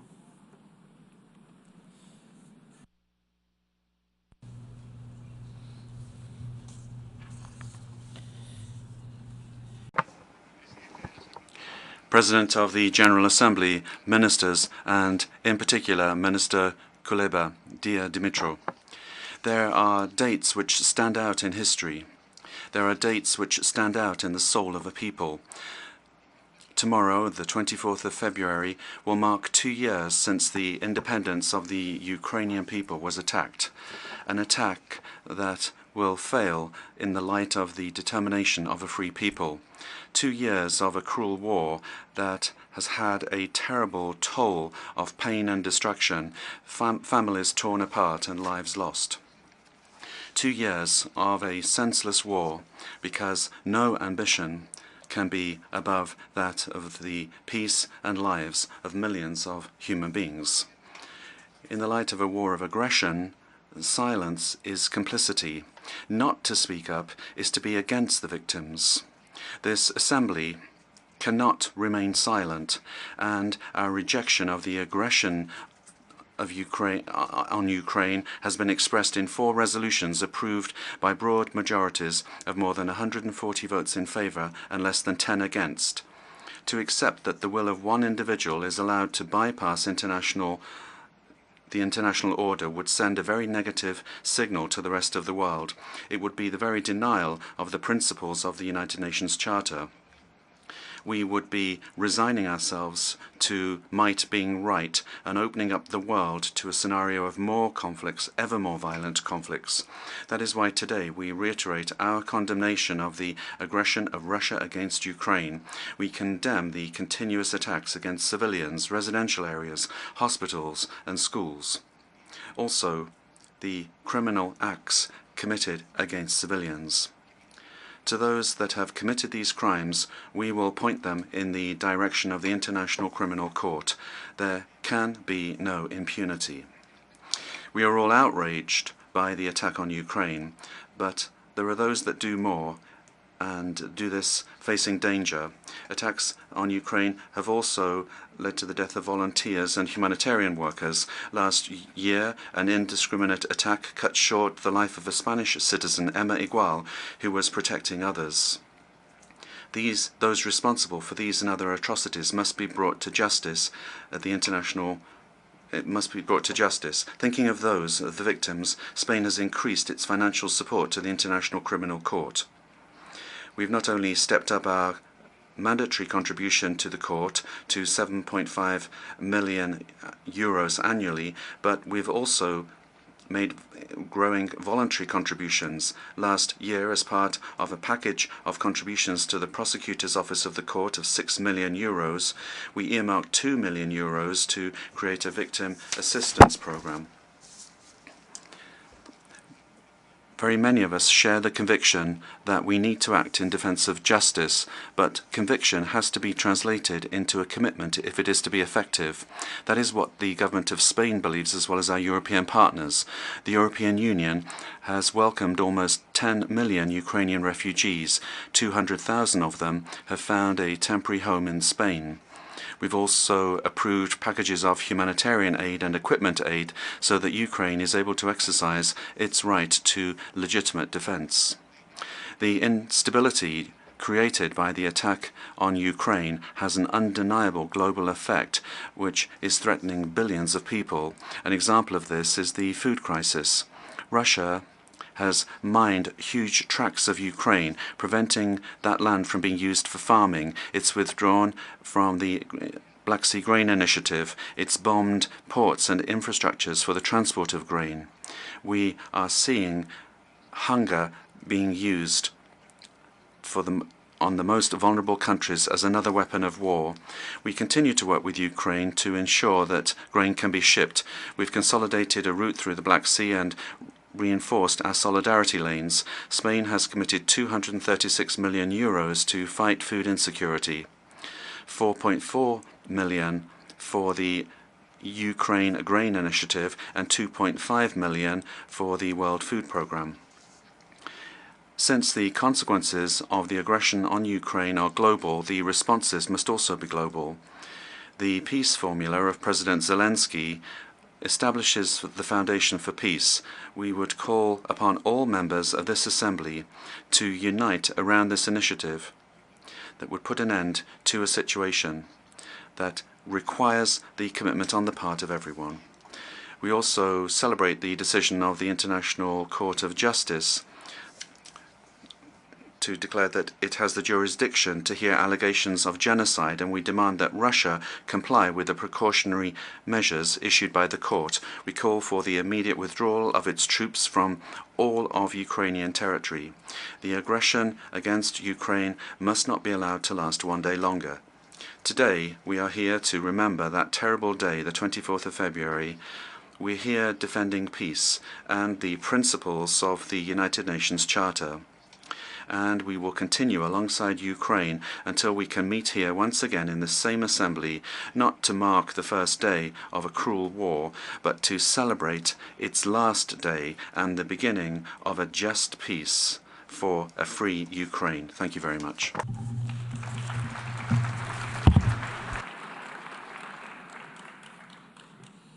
I thank the Minister of Foreign Affairs, European Union and Cooperation of Spain, and I now invite Her Excellency Hanke Gerdina Johannet Bruinslot, the Minister of Foreign Affairs of the Kingdom of Netherlands, to the podium.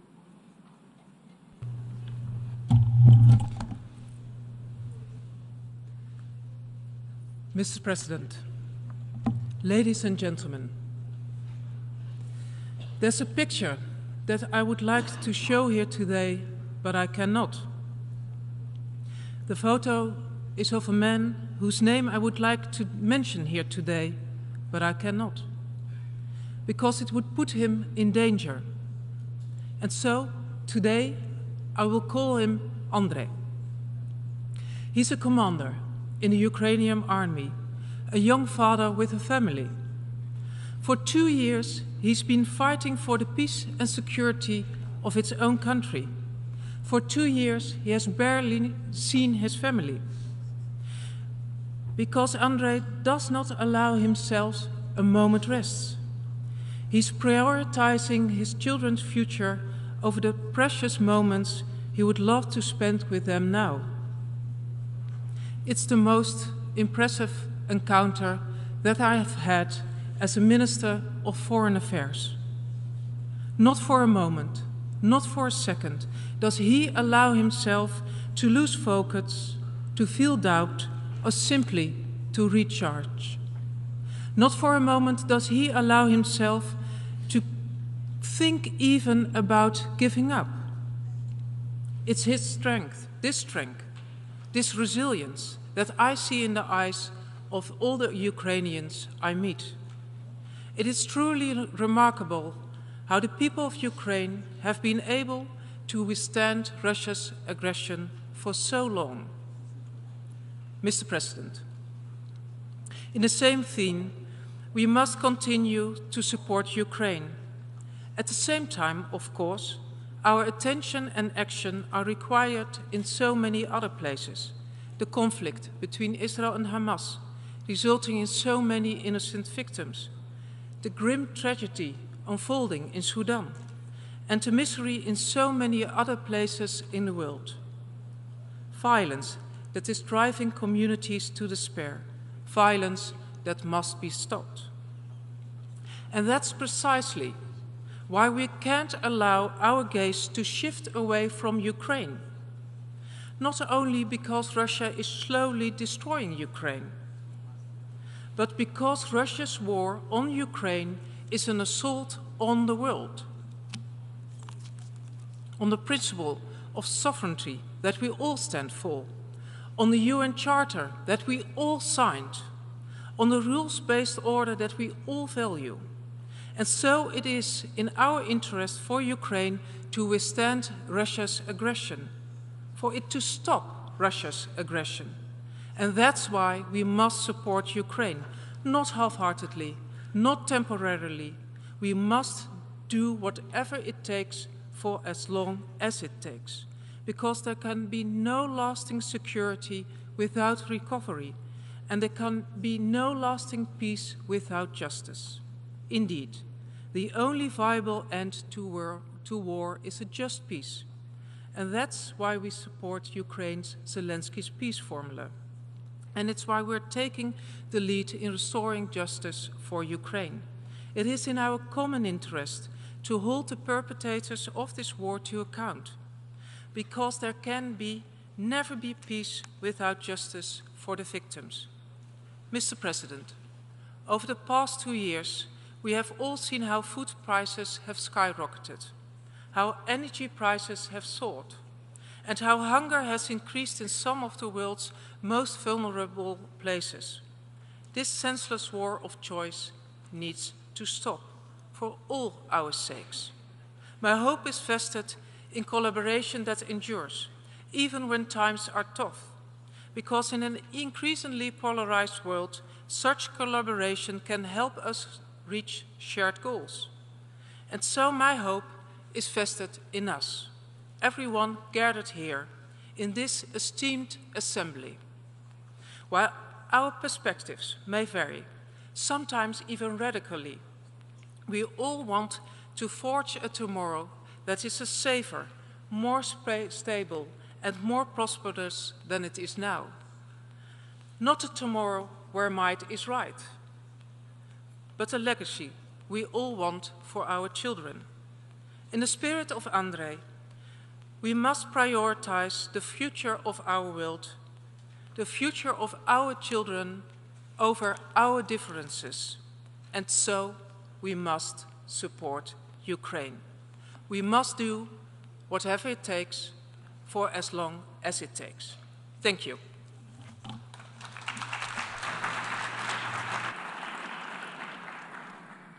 I thank the Minister of Foreign Affairs of the Kingdom of the Netherlands, and I now invite Her Excellency Linda Thomas-Greenfield, Member of Cabinet of the President of the United States and a permanent representative to the United Nations, to the podium. Good morning. I want to start by thanking Ukraine and the PGA for organizing this critically important debate. If you walk out of this hall towards the Security Council, you will pass by two pieces of Ukrainian art, a vase and a carpet, each depicting a tree in blossom.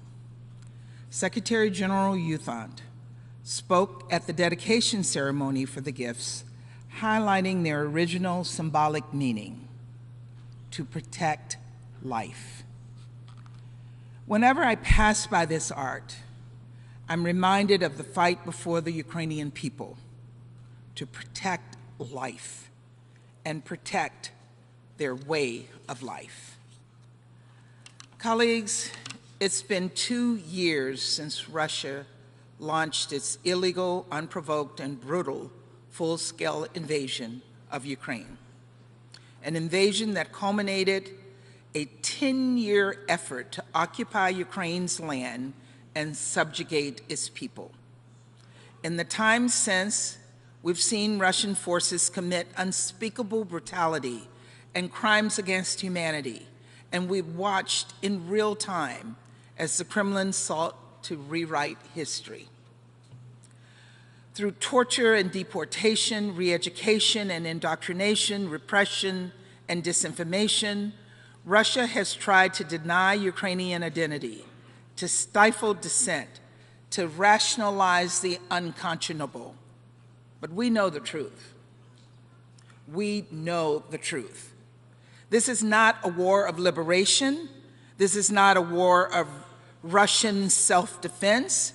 This is not a war of last resort. It never has been. And it certainly isn't today. Colleagues, this is a moment for somber remembrance, and it is an opportunity to reaffirm our support for the principles of the United Nations Charter and for the people of Ukraine. Not in spite of the fact that so many are suffering elsewhere, but because the fight for security, for humanity, for self-determination is universal. Ukrainians have shown us what it means to fight for those values every day against the steepest of odds. And so we owe it to them to tell the story Russia so desperately wishes to hide. Stories of religious leaders detained or murdered for daring to pray for their country, of journalists, dissidents, and political activists targeted and tortured, but continuing to sound the alarm, of communities whose churches were seized, their streets stripped of their Ukrainian names, their residents required to obtain Russian passports to receive basic services, of hundreds of men, women, and children executed by Russian soldiers in Bucha, their children's camp converted into a torture chamber, their bodies tossed into mass graves, and of thousands and thousands of children ripped from their families and relocated into Russia. Children like Margarita, a 10-month-old Ukrainian baby who was taken from Kherson Children's Hospital and is still being held by a Putin ally. Through it all, the Ukrainian people have embodied the spirit that artwork outside the council shows: to protect life, to protect life.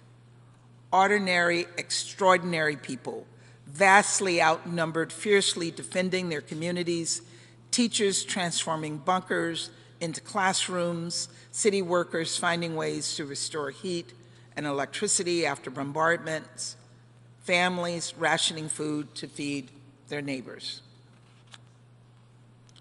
Their unbreakable spirit must be a model for all of us, because this war, this brazen violation of the UN Charter, affects all of us. Russia's attack on Ukrainian agricultural infrastructure have exacerbated food insecurity across the globe.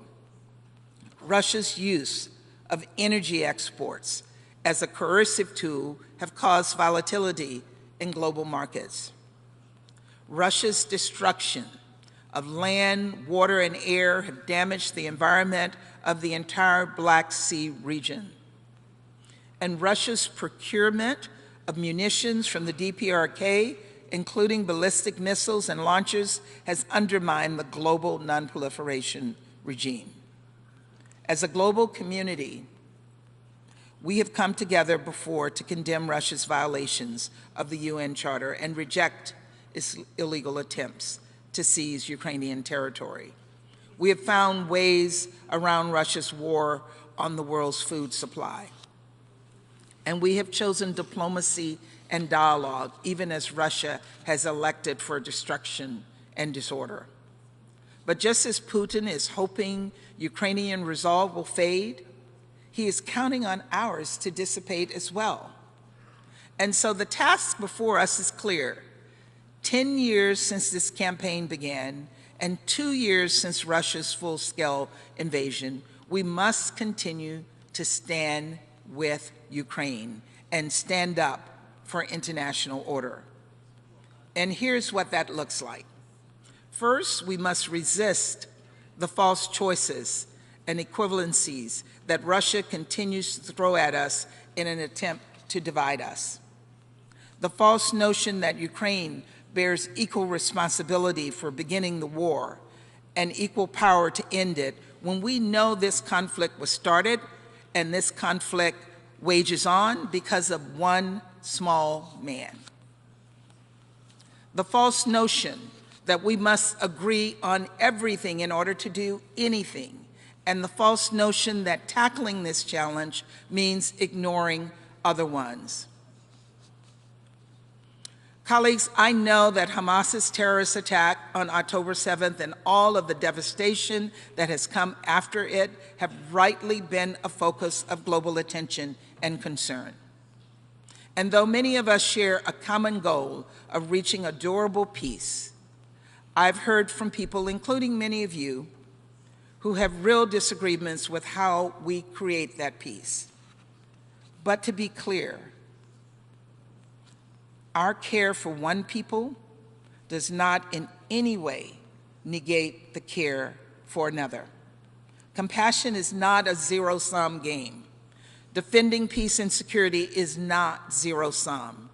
And any insinuation otherwise is in and of itself a false choice. And so as we continue to work around the clock to find the best course of action in the Middle East, we cannot lose sight of Russia's brutality in Ukraine. And we cannot forget the plight of Ukrainians who are still fighting and dying for their freedom. Which brings me to my next point. We must speak in a unified voice to demand Russia in this war. That means calling for Russia to withdraw its forces from Ukraine's internationally recognized borders and uphold the basic principles of sovereignty and territorial integrity. It means calling on states like Iran and the DPRK to end their military support for an illegal aggression. And it means ensuring we bring justice to victims of Russia's horrific crimes, because behind every statistic is a person with a story. And that brings me to my final point. We must not grow numb to the plight of the Ukrainian people. There's a phrase I've heard tossed around recently, Ukraine fatigue. The idea that years into this war, our support and attention are faltering. And yet I cannot imagine explaining that we're tired to the people I met in Ukraine, to the woman who'd been raped by Russian soldiers and had no joy on her face, to the medical workers detained and tortured by Russian forces for weeks. And to the 10-year-old, who more than anything simply wanted to go back to school and see her friends. The mother who lost her child in an attack on her home, who held her baby in her arms as she died. Colleagues, those Ukrainians, those families who cannot afford to be fatigued are counting on us to defend the United Nations Charter and hold those who violate it to account, to resist division and fatigue, to come together, to push for diplomacy, for dialogue, and for a just, durable peace, to protect life so that freedom and democracy can once again bloom in Ukraine and everywhere that is under attack. That was our charge when we gathered 2 years ago, and that is our charge today. So please, let us not falter or fail. Thank you.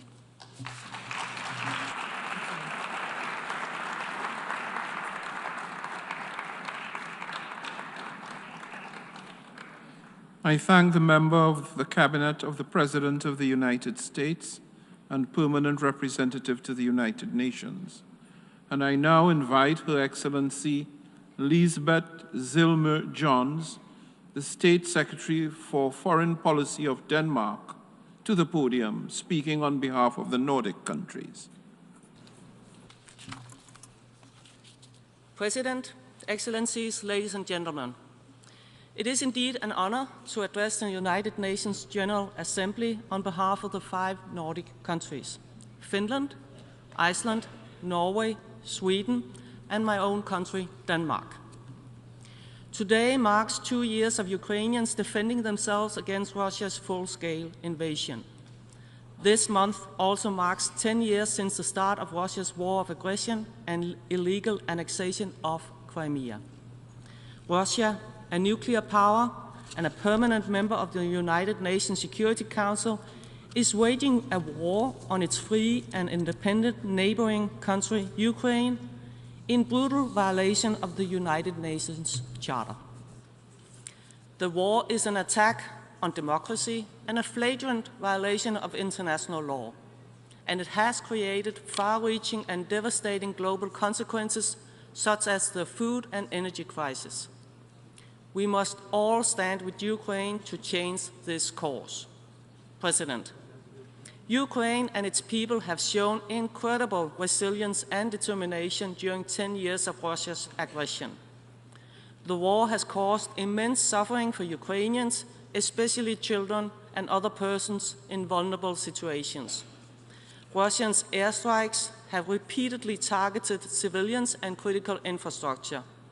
Millions of people have been displaced, either within Ukraine or to somewhere far away from their home country. We are appalled by the devastating consequences and the still deteriorating humanitarian situation. In the temporarily occupied territories, we see numerous reports of sexual violence and torture against civilians, and the forced transfer or unlawful deportation of persons, including children, out of Ukraine. We must ensure that international crimes are investigated and perpetrators held to account. Ukraine and Ukrainians continue to pay a high price for Russia's aggression. The reconstruction of Ukraine has started. It will take years to build back what has been destroyed. We are committed to supporting Ukraine in these endeavors. President, exactly a year ago, the General Assembly adopted a resolution on the principles of the Charter of the United Nations, underlying a comprehensive, just, and lasting peace in Ukraine. All the Nordic countries supported this resolution, together with an overwhelming majority of the United Nations member states. For us Nordics, the choice was clear. We are strong defenders of international law, including international humanitarian law. Flagrant violations of international humanitarian law, attacks on civilians and civilian objects, and impunity for war crimes cannot be tolerated. We continue to stand up against all violations of international law wherever they occur. Mr. President, The Nordics support President Zelensky's peace formula and a peace summit based on Ukraine's sovereignty, independence and territorial integrity in line with the UN Charter.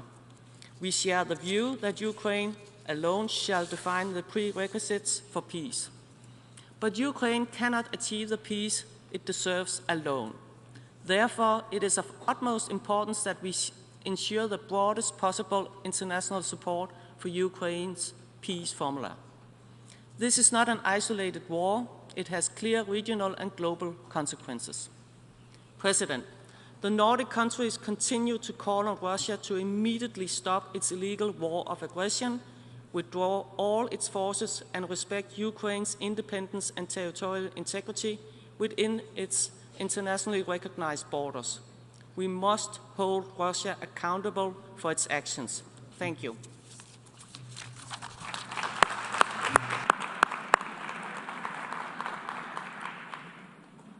I thank the distinguished State Secretary for Foreign Policy of Denmark. And now I give the floor to the distinguished His Excellency Nicolas Marquet, Deputy Minister of Foreign Affairs of Austria.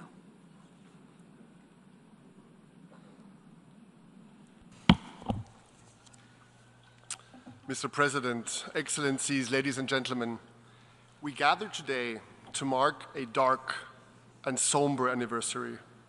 Almost 2 years have passed since Russia launched its war of aggression, unprovoked and unjustifiable, against its neighbor Ukraine. 2 years of Russian attacks on Ukrainian civilians and infrastructure, 2 years of human suffering, millions of lives uprooted and livelihoods destroyed, and 2 years of global consequences of this war, including Russia holding global food supply chains hostage for its cynical political ambitions, thereby displaying utter disregard for the plight of the people living in the world's poorest and most vulnerable countries. Today's debate is also a reminder that this war did not only start in February 22. 10 years ago, Russia illegally occupied and annexed Crimea. As members of a global order founded on international law, we cannot accept to live in a world where the law of the powerful overrides the rule of law. As a neutral country, Austria particularly relies on the respect and implementation of international law, treaties, and customs for its security. None of us can afford to stand idly by while the fundamental principles of our shared legal and security order are violated, not in Ukraine and not anywhere in the world. On top of Russia's illegal occupation of whole regions of Ukraine, the civilian population has been subjected to massive attacks, war crimes, crimes against humanity. Ukrainian cities such as Bucha and Mariupol have become synonymous for unspeakable human suffering. Russia has reportedly deported thousands of Ukrainian children to the occupied territories or to Russia. We must do everything in our power to bring these children back to their homes and families. We must be clear that there can be no sustainable peace without justice and accountability. Crimes cannot go unpunished. We fully support all efforts to ensure accountability, including by the International Criminal Court and the UN Commission of Inquiry based in Vienna. Mr. President, Austria stands in full solidarity with Ukraine, the Ukrainian government, and the Ukrainian people. The humanitarian consequences of Russia's war and its impact on the civilian population and on the environment cannot be overstated. As part of our humanitarian efforts, we have welcomed Ukrainian refugees in Austria. Since February 22, over 100,000 refugees have been registered. More than 70,000 are currently residing in Austria, and over 13,000 Ukrainian children are currently being schooled in Austrian schools. Moreover, Austria has so far provided over 200 million euros in bilateral humanitarian assistance to Ukraine and its neighboring countries. In addition, 1/3 of the Ukrainian territory may have been contaminated, but with mines and unexploded weapons. Therefore, we have provided more than 7 million euro for demining efforts in Ukraine. Furthermore, we have to continue to help Ukraine export its grain to those countries who need it most around the globe. Many measures are in place: solidarity lanes, reinforcement of river ports, as well as other multilateral efforts together with our partners, like the Grain from Ukraine initiative. Ladies and gentlemen, nuclear risks are higher today than they have been in decades. We welcome efforts by the international community to work together, foremost through the IAEA in Vienna and on the ground, to secure the nuclear energy facilities that have become targets in the war. We welcome the tireless work of the IAEA teams in all nuclear power plants in Ukraine, and in particular in Zaporizhzhia. All this underscores the utmost urgency of progress on nuclear disarmament and of moving away from the nuclear deterrence paradigm. Mr. President, my final point. The United Nations and other multilateral organizations, such as the OSCE in Vienna, are indispensable fora in which member states can address and hopefully resolve their disputes in an inclusive dialogue setting. In these troubled times, we need more multilateralism and more dialogue, not less of it. This entails also talking to those we do not agree with. We must preserve and strengthen these organizations and enable them to fulfill their role. Exactly 1 year ago, at this assembly, an overwhelming majority of 141 states called on Russia to stop this war, to stop the suffering, to stop the nuclear threats, and to stop the blatant breaches of the UN Charter.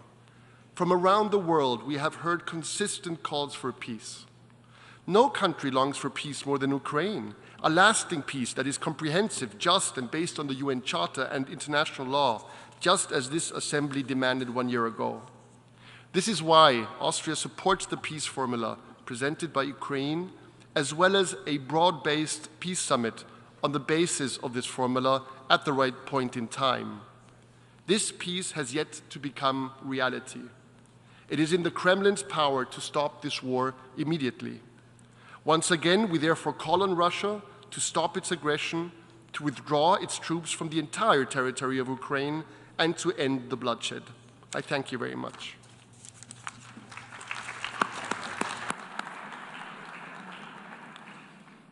I thank His Excellency Deputy Minister for Foreign Affairs of Austria.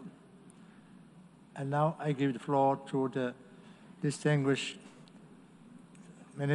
Deputy Minister for Foreign Affairs of Romania, His Excellency Traian Hristia.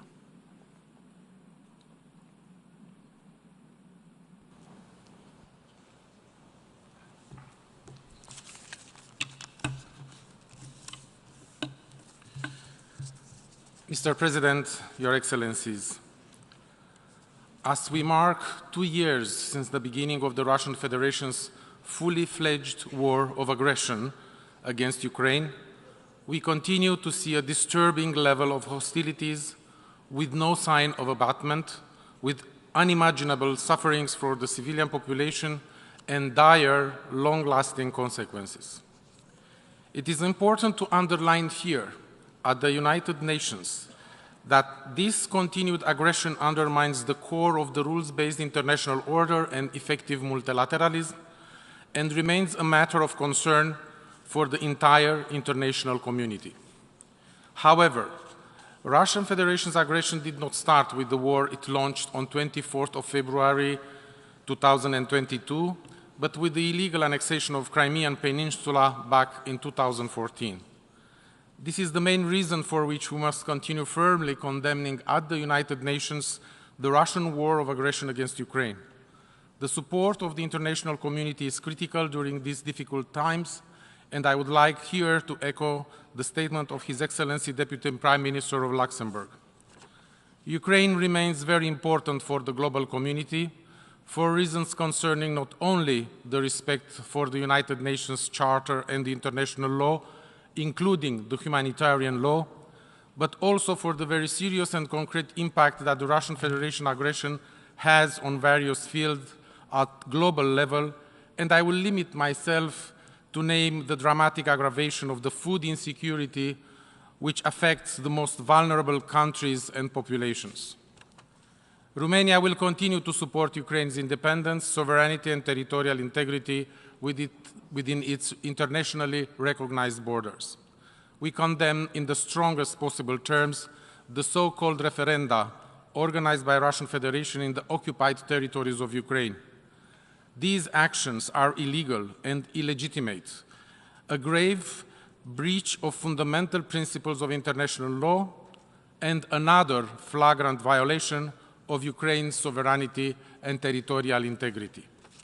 Reports coming from Crimea and other temporarily occupied regions are disturbing, showing many instances of politically motivated violence, imprisonment, and torture. All crimes must be duly investigated, and those responsible must be held accountable. Russia must be held responsible for its wrongful and unlawful conduct. The world has to send a clear message. There is no justification for bloodshed, destruction, and human suffering. Therefore, we need the full force and legitimacy of the General Assembly to reaffirm with full determination that international law matters, that the United Charter matters, and that we stand by the rules put in place for the protection of every single member state of this organization. Romania will continue to be a trustful, credible, and involved multilateral partner. From day one of this war, the government and population of Romania acted as first responders in providing help to the Ukrainians that sought shelter in our country. Also, we continue to commit to supporting global efforts on food security, facilitating so far the transit of more than 34 million tons of Ukrainian grains. The ongoing war in Ukraine has a major impact in the region, challenging the resilience of neighboring states. We have extended a helping hand to our neighbor, the Republic of Moldova, the country most affected by war except Ukraine itself. Mr. President, we have to work together to bring peace back to its deserving place. Romania fully supports the Ukrainian peace formula as the single framework conducive to a fair, lasting, and sustainable peace based on the principles of the UN Charter we have stood up for in the past. And one principle is clear, legally and morally. Ukraine alone has the political and moral legitimacy to decide if, when, and on what terms it wants to engage with the Russian Federation. Our call is clear. Russia must abide by the rules of international law. It must unconditionally cease the use of force and withdraw completely and immediately from the territory of Ukraine within its internationally recognized borders. Romania warmly praises the resilience and courage of the Ukrainian people who heroically resisted through the last past years, and we will continue to stand by Ukraine. Thank you very much, Mr. President.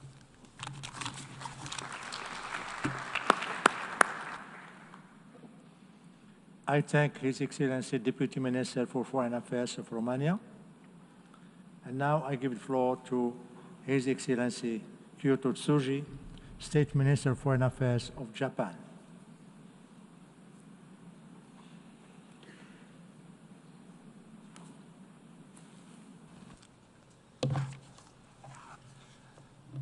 Mr. President, distinguished colleagues, the UN Charter is a common agreement which all member states must observe in good faith. It's the foundation of all international relations. For this very reason, we cannot condone Russia's ongoing aggression against Ukraine. This General Assembly has repeatedly stated that Russia's aggression is a clear violation of international law, including the Charter. Unilateral change of the status quo by force is never acceptable anywhere in the world. There's no country that does not want peace in Ukraine. However, peace cannot reward the aggressor. It must be comprehensive, just, and lasting, based on the purposes and principles of the Charter.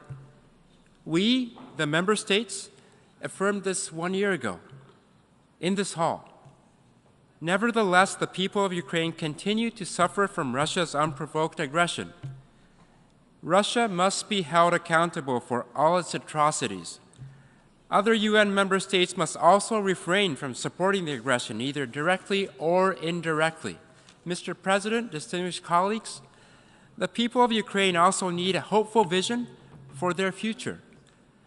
Last November, I led an economic mission to Kyiv to promote Ukraine's recovery and reconstruction.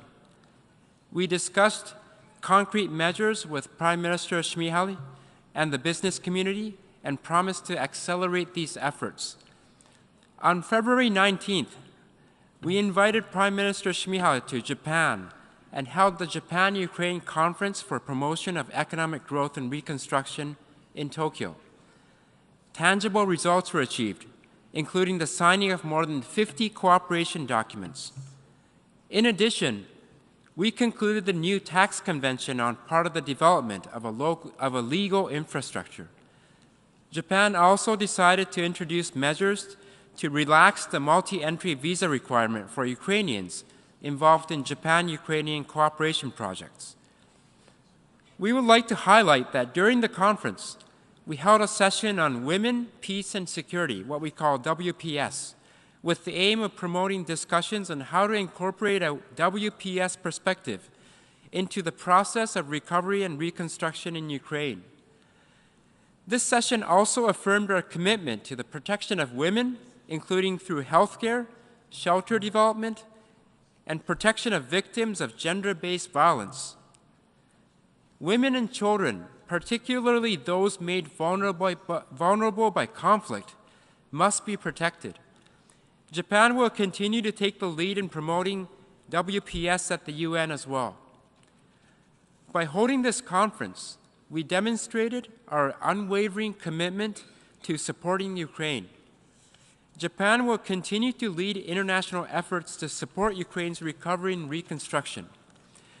Mr. President, distinguished colleagues, these initiatives, however, will not fully materialize and bring sufficient benefit to the Ukrainian people unless Russia stops its aggression.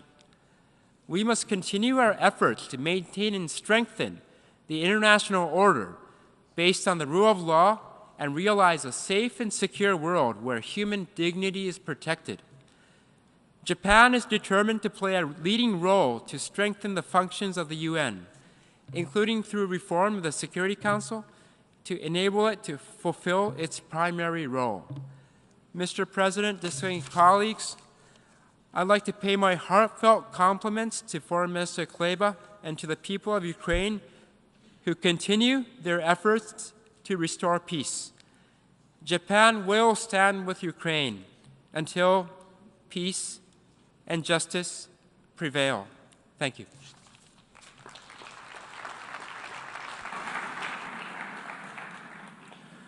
I thank His Excellency State Minister for Foreign Affairs of Japan. And now I give the floor to His Excellency Jan Marian, Deputy Minister for Foreign Affairs of Czechia.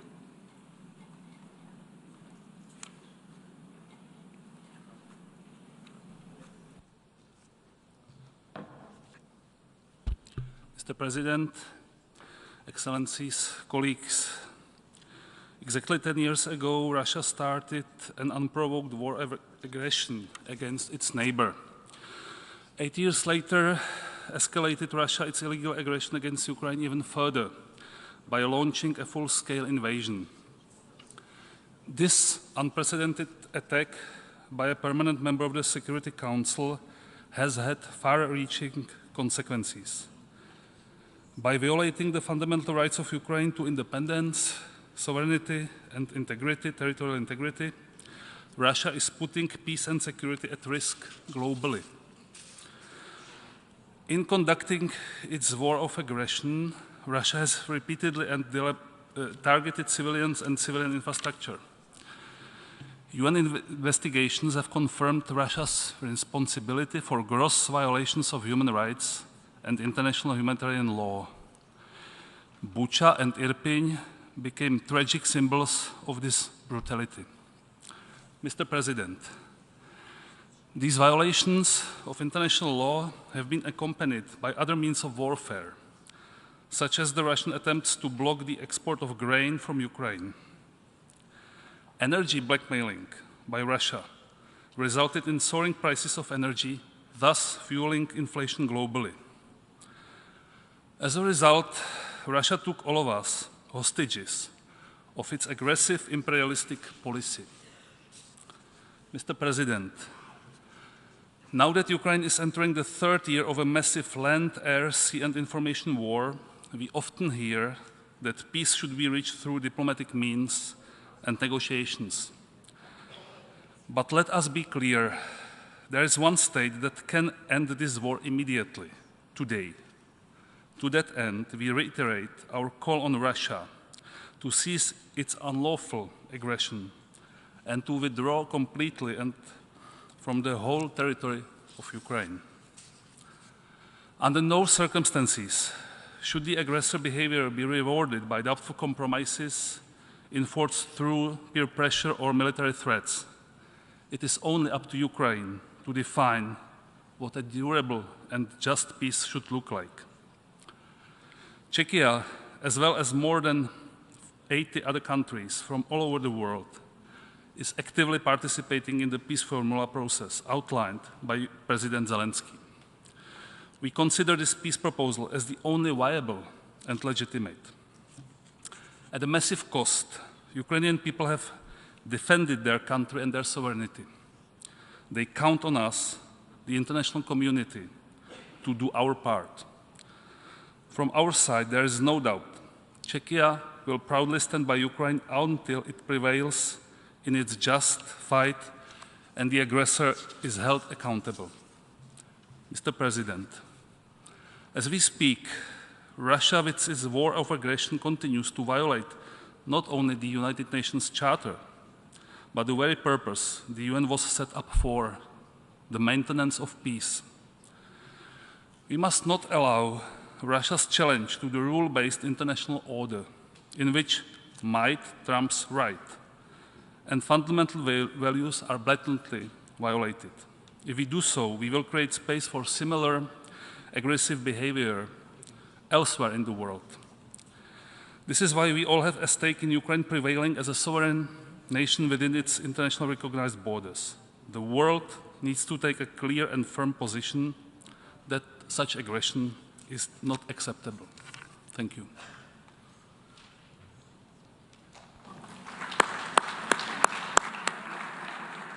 I thank His Excellency Deputy Minister for Foreign Affairs of Czechia.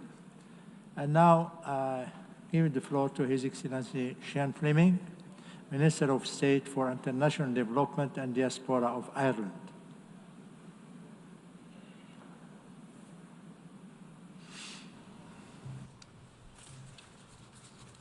President, today we mark the second anniversary of Russia's unprovoked and unjustified invasion of Ukraine.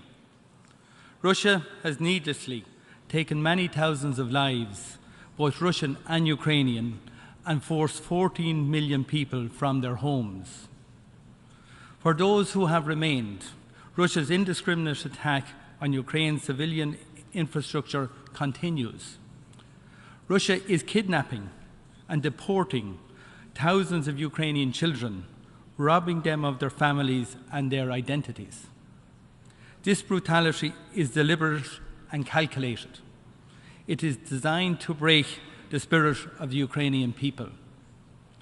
Make no mistake, Russia's actions are a threat to each and every one of us and to the foundations of the international rules-based system upon which the United Nations is built.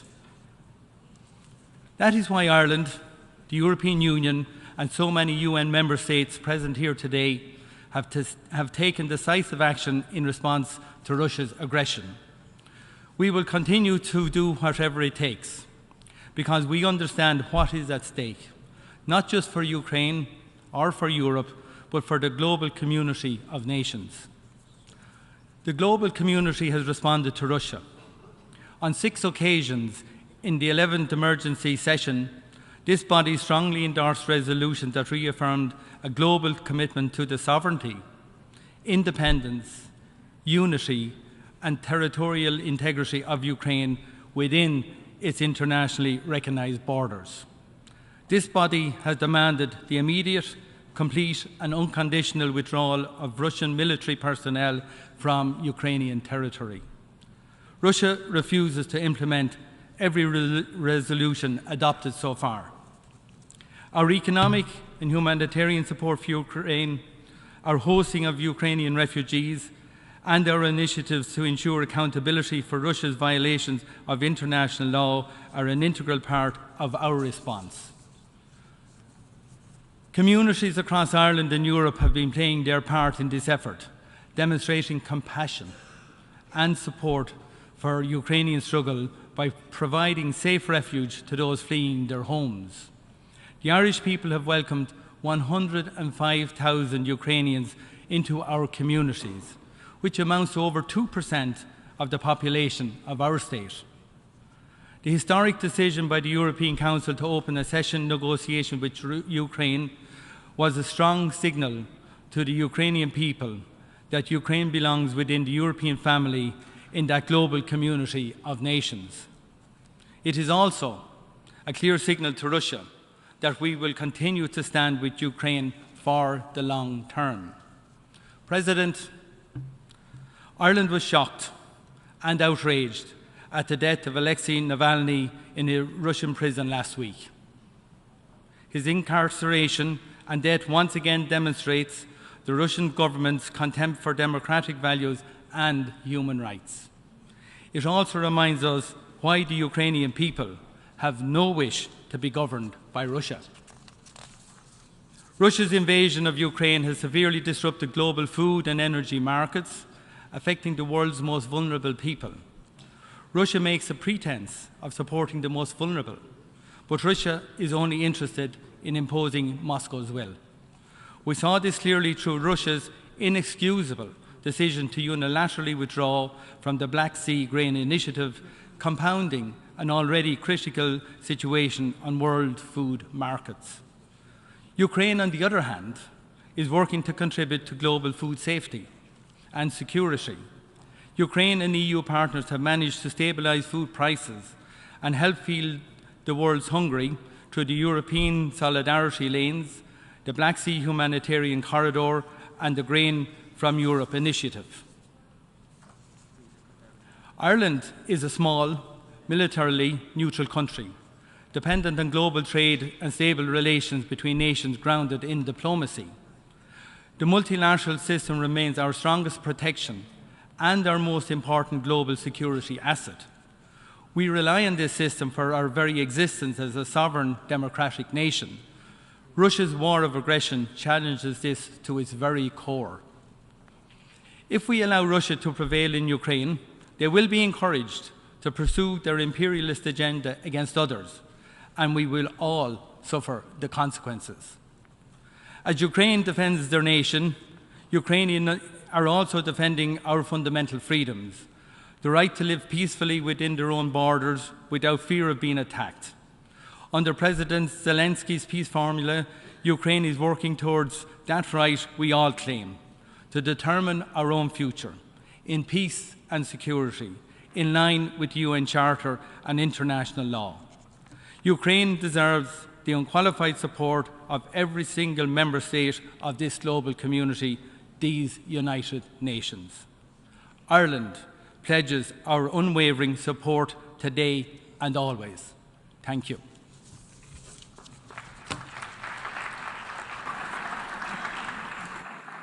I thank His Excellency Minister of State for International Development and Diaspora of Ireland. And now I give the floor to His Excellency Reinis Brusbardis, Parliamentary Secretary, Ministry of Foreign Affairs of Latvia.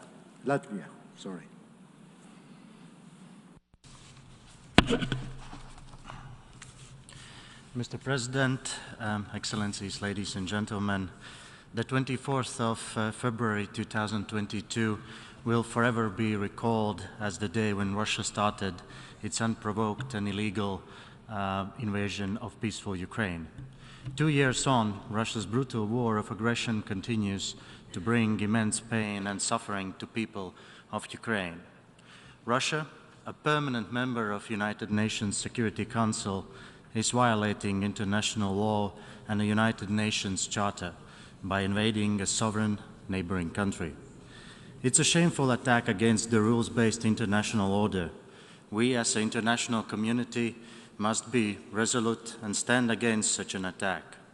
This General Assembly has overwhelmingly condemned Russia's unprovoked and unjustified war of aggression against Ukraine and attempted illegal annexation of Ukrainian regions. Furthermore, the impact of this senseless war is felt globally, and as the food crisis elevates, Russia must be stopped, and it is in all our interests. Mr. President, it is vital that the international community continues to provide all necessary support to Ukraine. Latvia stands together with Ukraine and strongly believes in its victory. Temporarily occupied territories of Ukraine and the people therein are not forgotten. These territories and Ukrainians in them are an integral part of Ukraine. Donetsk, Kherson, Lugansk and Zaporozhye regions, along with the Crimea and Sevastopol, are and will remain Ukraine. We call upon Russia to immediately, completely and unconditionally withdraw all of its troops and military equipment from the entire territory of Ukraine within its international recognized borders. Meanwhile, Russia is undertaking efforts to wipe out Ukrainian culture and identity in the temporarily occupied territories.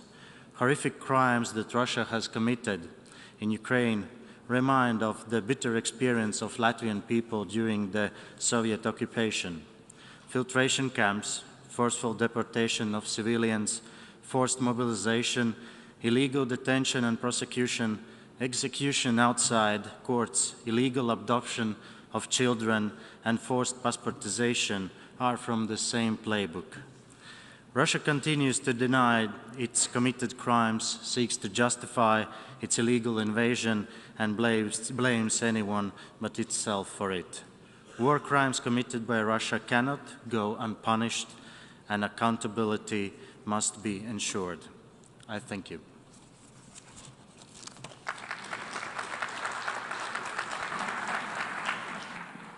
I thank His Excellency Parliamentary Secretary, Ministry of Foreign Affairs of Latvia. And now I give the floor to Her Excellency, Lauri Chiarala, State Secretary to the Minister of Foreign Affairs of Finland.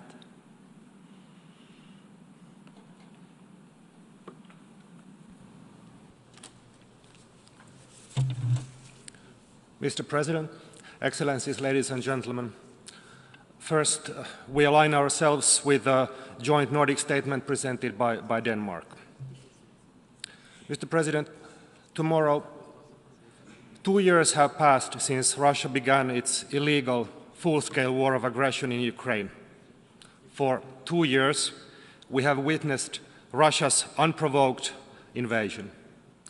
At the same time, Ukrainians have shown their incredible resilience, actually starting already 10 years ago with the illegal annexation of Crimea and the following war in eastern Ukraine.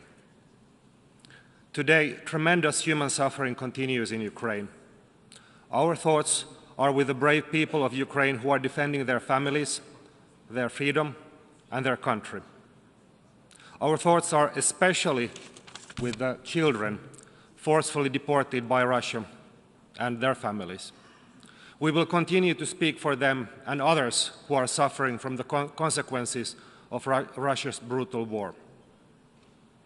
Mr. President, Russia's illegal war is not only a European problem. It is not only a Western problem, and it is not only a problem of rich countries. It has immense global consequences, especially in the field of food and energy. This needs to stop. Mr. President, Ukraine deserves a just and lasting peace based on the UN Charter. Therefore, Finland participates in the implementation of President Zelensky's peace formula. It is the only serious and viable plan to secure a peaceful future for Ukraine. Broad international support and engagement is essential as we build up to the upcoming peace summit. All of our efforts can make a difference. Ukraine has immediate needs to which we must respond now, but obviously that is not enough. The Ukrainians will need our extensive support also in the long term. The reconstruction efforts will be immense, and they have fortunately already started. Finland is firmly committed to contributing to the reconstruction of Ukraine in the coming years. Mr. President, Russia must immediately end its brutal and illegal invasion of Ukraine. We, once again, call on Russia to respect the independence and territorial integrity of Ukraine. Finland continues to condemn Russia's blatant violations of human rights, international humanitarian law, and the UN Charter. Finland continues to stand with Ukraine as long as it takes. Thank you.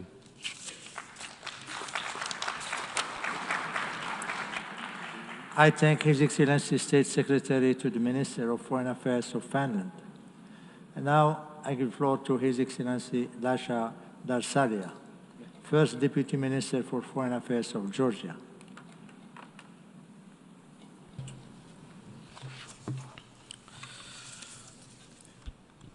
Mr. President, Excellencies, it has been 2 years since Russia unleashed its war of aggression against Ukraine.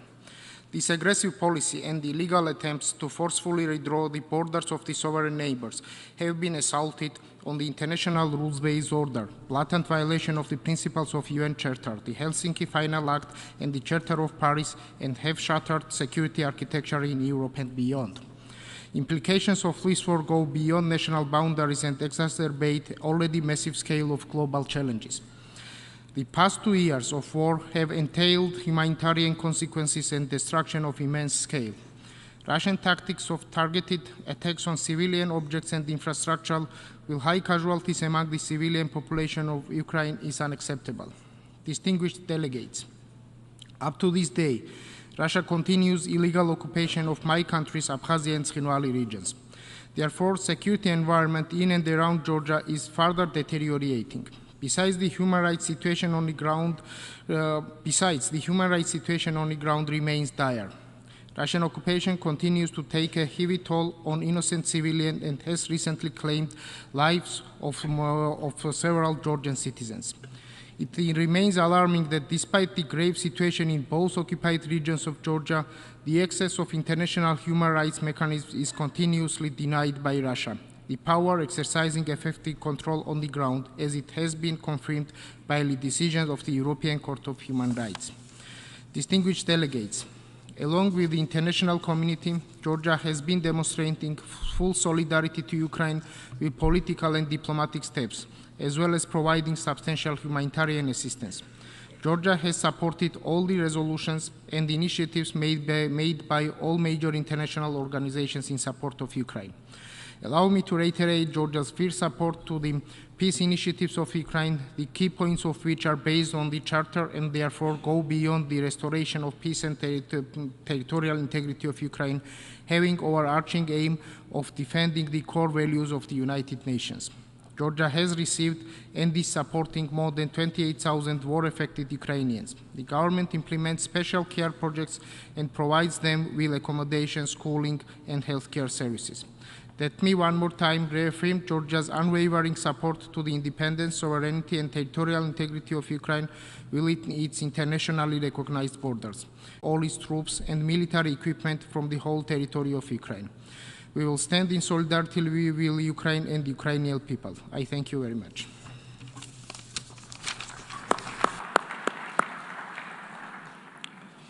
I thank His Excellency First Deputy Minister for Foreign Affairs of Georgia. And now I give the floor to His Excellency Spiridon Lampridis, Special Envoy of the Ministry of Foreign Affairs of Greece.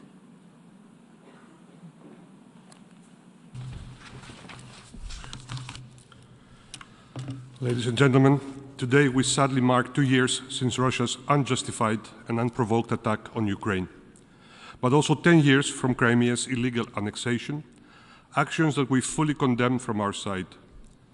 The entire international democratic community has promptly rallied behind Ukraine from the very beginning, condemning the violation of independence, sovereignty, and territorial integrity of a fellow member of the UN. My country has followed with deep sorrow and agony the horrific destruction and uprooting of normal lives for thousands of Greek-origin Ukrainians that lived for long centuries in the region of the Azov Sea, and in particular around the city of Mariupol, that is currently under Russian troops' harsh occupation. The entire community has been decimated, with people killed, wounded, traumatized, families scattered, children abducted, non-combatants turned to refugees overnight, with their livelihood and properties destroyed, lost forever.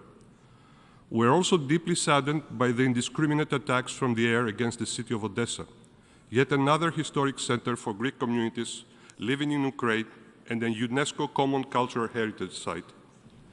At this critical juncture, those that support freedom, peace, and the rule of law in international relations must not, however, lose faith. The just and difficult struggle of the Ukrainian people is obviously not only about the country's territorial integrity and sovereignty. It concerns and affects us all, over the entire European continent, the sensitive East Mediterranean region, but also the global community in the sense of food and energy security.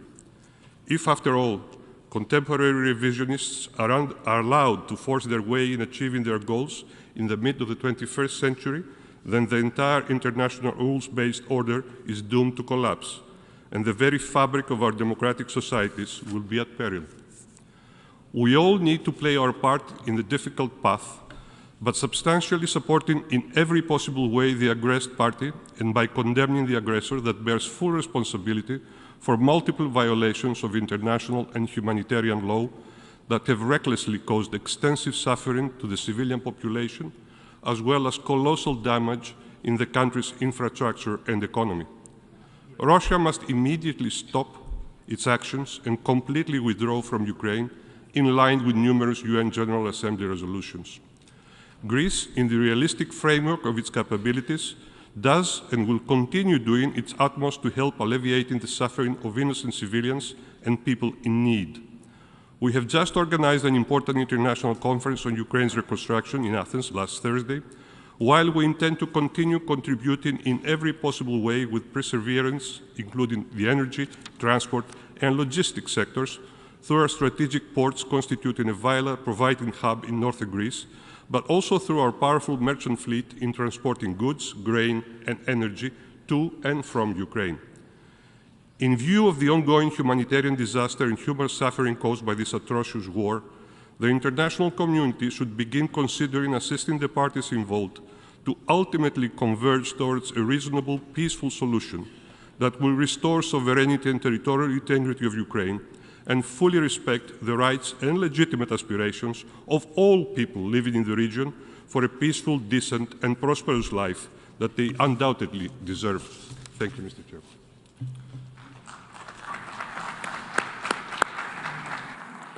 I thank His Excellency Special Envoy of the Ministry of Foreign Affairs of Greece.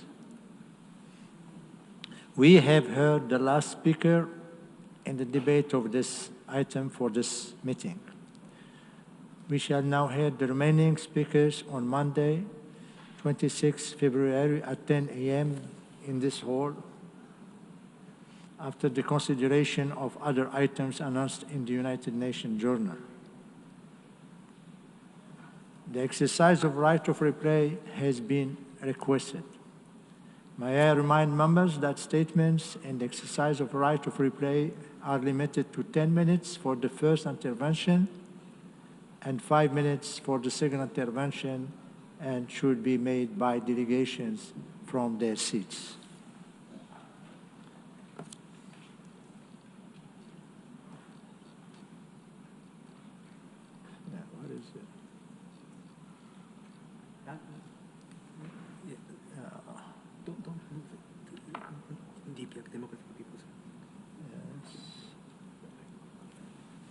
Right of reply have been requested by Democratic People's Republic of Korea.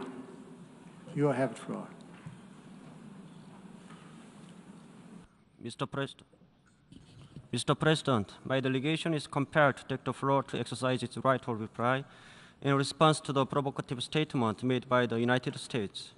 We categorically reject the United States' outrageous and groundless claims as grave political provocation and reckless act against the DPRK. The United States is very eager to abuse this platform and deceive the international community for its foolish attempt to justify its illegal offer of weapons to Ukraine while persistently spreading the groundless rumor of arms dealings between the DPRK and the Russian Federation. We take this opportunity to make clear our stand once again that we have never had arms dealings with the Russian Federation and that we have no plan to do so in the future either. We strongly denounce the hostile forces for their rumor of arms dealings as a blood-breeding story against the DPRK, as well as a part of hostile attempt to tarnish the image of the DPRK in the international arena by invoking the illegal sanctions resolution against the DPRK. The United States is the very one that is driving the Ukraine crisis to the brink of world nuclear war by continuously sending notorious lethal weapons, including cluster bombs, to the Ukraine battlefield. As such, it has no legal right and moral justification to slander the normal cooperation between the sovereign states in the field of national defense for peace and security in the region and the rest of the world. The international community should focus on the United States' criminal acts of bringing bloodshed and destruction to Ukraine by providing it with various kinds of lethal weapons and equipment on a large scale, rather than lending an ear to the groundless claim of arms dealings between the DPRK and the Russian Federation, fabricated by some dishonest forces for political purposes. The United States should be mindful that if it persists in spreading the self-made rumor against the DPRK and provoking us groundlessly, it will face a really undesirable result. Thank you, Mr. President. I thank the representative of the Democratic People's Republic of Korea. The Assembly has just concluded the stage of its consideration of Agenda Item 62. The meeting is adjourned. Thank you, Pastor, as always. Pleasure.